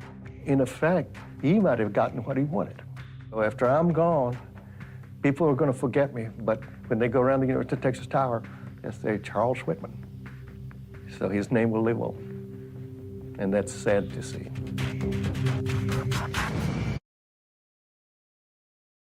And there you have it, family. So I hope everybody was able to learn something from this, because see, this was in the 60s and we still see the same behavior going on today because they refuse to try to mass incarcerate each other. Okay. They're not going to change. So what we must do in Black America is be aware of how these people think, what motivates them to do what they do. And we have to be ready to protect ourselves and our families from their degeneracy, because see, their degeneracy has spread beyond America's borders, which is why you see a lot of things that are going on now. And for those that didn't catch it during the beginning of the broadcast, this is why I'm reminding you about Tate. A lot of you idolize him that listen to this, because I guarantee you, it's going to be some people going to put the cape on for this bastard. But there's no way around this. If you in your right Black frame of mind, I'm going to play this again and I'm not going to say nothing. These are Andrew Tate's words. I want y'all to be aware of this. Black people do commit more crime than white people. So if you're a police officer and you have more experience with Black individuals who've committed crime, are you more likely to think a Black person is guilty of said crime as opposed to if you go and arrest a Chinese man? Let's cut the bullshit. Of course, you're not going to be trigger happy on some Chinese bitch because they don't do nothing to you. So the cops don't roll up on a group of Chinese people and think, let's spray. They don't think that. They think, whoa, Chinese food, I'm hungry. This whole movement makes Black people more aggressive to police because it makes Black people hate the police, which makes them more likely to tell the police to fuck you and less likely to comply. And then everything gets worse, doesn't it? The only way you can truly fix this problem and mend broken America is to solve the crime that plagues low-income areas where the people of color live. But instead, what are Black people doing? Looting. Like, does this help? No, it doesn't help. Cops always come at me hard, man. I didn't do nothing. Cops always fucking screaming at me, putting me on the ground. Cops always trying to arrest me. So now the Black people are perfectly justified to dislike the police. Because the Black people have now identified a pattern on how cops treat them. And this is why it's spiraling out of control, and this is why it's never going to get better, because no one is going to sit there and actually say what I've just said, because you're risking being deemed a racist for just saying the truth about human pattern recognition. Play that again for everybody that missed it, and see, I'm going to say it yet again. That's the problem when you have these little biracial people. Yes, we know they would be classified as Black here. But when these little biracials are raised by that white parent, these are the ideologies that they walk away with. Okay. And he thinks he's a little default white supremacist. And if you don't believe me, look at Barack Obama. Oh, yeah, I'm going there. Yep. There's another example. Why do you think he had no empathy for Black America, being that he wasn't of our lineage? But he had two things going for him. Wasn't of our lineage, and you was raised by them folks over there. You see how he think about this, and I'm gonna say this is gonna piss some people off. Oh yeah, I got to end it on a bang here tonight. Just like I despise Barack Obama, I despise Michelle Obama. Why, GBS? Why? Because don't you think that she married a man that she got something in common with? Yeah, I'm going there. Yeah. So now that I've perfectly chopped up all sacred cows and made hamburgers out of them, ladies and gentlemen, you take this broadcast for what it's worth. I want you to be aware of what we're dealing with over here in this country. And for those that didn't catch it, I'm going to post this file, okay, back in the chat room in case you didn't get it earlier in the broadcast. I posted it once. One of my moderators posted it up here. I want y'all to study this. If you're on my Patreon, it's already over there. Okay, so please, family, please use this information in present day to understand what you're dealing with over here, and make sure you have these talks, especially with your teenage children, so that they understand what they're dealing with out here in the world. Because unfortunately, in this country, as long as we stay here, these folks are going to be an issue, at least for the foreseeable future here. So with that said, salute to everybody that contributed to the broadcast. Like I said, we're going to have some content coming up on Patreon about some very important issues. We're going to keep this Children of the Chalk series going. We're going to cover a range of issues because the next one that we do, and I'm going to try to drop these on Monday. Oh, man. If they think what we done hit them with so far, they ain't seen nothing yet. So with that said, take care of yourselves. Salute to you, Black First, and I will see you all in future content. It's the 50th anniversary of hip-hop, and we still have a lot of discrepancies as far as the origins of hip-hop, a lot of claims, who did what, who was the first this, who was the this and that, and such and such. But at the end of the day, we need a definitive story, all right? And that story can only be told by the founders of this culture. Like everything was being driven and influenced by young, Black, American culture, like the slang, the style of dress, the initial music that we chose. You look at all the boroughs, you got, Money Making Manhattan and Money Earning Mount Vernon and Crooklyn. The Bronx was the boogie down Bronx. We was partying up there. I am Coke LaRock, the first MC of hip hop. First cat to pick the mic up. I introduced rapping to the turntable because when I came with it, nobody in the world was doing it. I'm right after Rudy Ray Moore. They want to come in the mix, they want to say, we started. No, you didn't. No, you didn't. No, you didn't. What came to be known as hip hop was solely an African-American creation. What would you get out of some Jamaican toast? What is that? I've never heard of a rapper use a Jamaican toast or a Jamaican fleur as a rhyme. I'd never heard of it, and I don't know where that myth came from. My name is legendary King Trixie from the Bronx, BX from the West Side. I am the first break dancer. And that narrative that hip hop has had 3 founding fathers, that's been rolling for the last almost 30 years, which isn't true. You don't have just 3 people who created hip hop. Hip hop was created by a number of different people. I am the grandfather, the godfather of the graffiti culture. I am the first element of hip hop. The roots of hip hop being Jamaican, absolutely false. My name is MC Sha-Rock. I am a founding member of the MC/rap culture. Cassette tapes was the internet of our time. It just traveled around by hand. I know for a fact that the B-boy stance started from the guards, the 5%ers that would be at the jams back in the days who were acting as security. If they get the real truth of how it all was created, then so many lies would not be able to be in existence.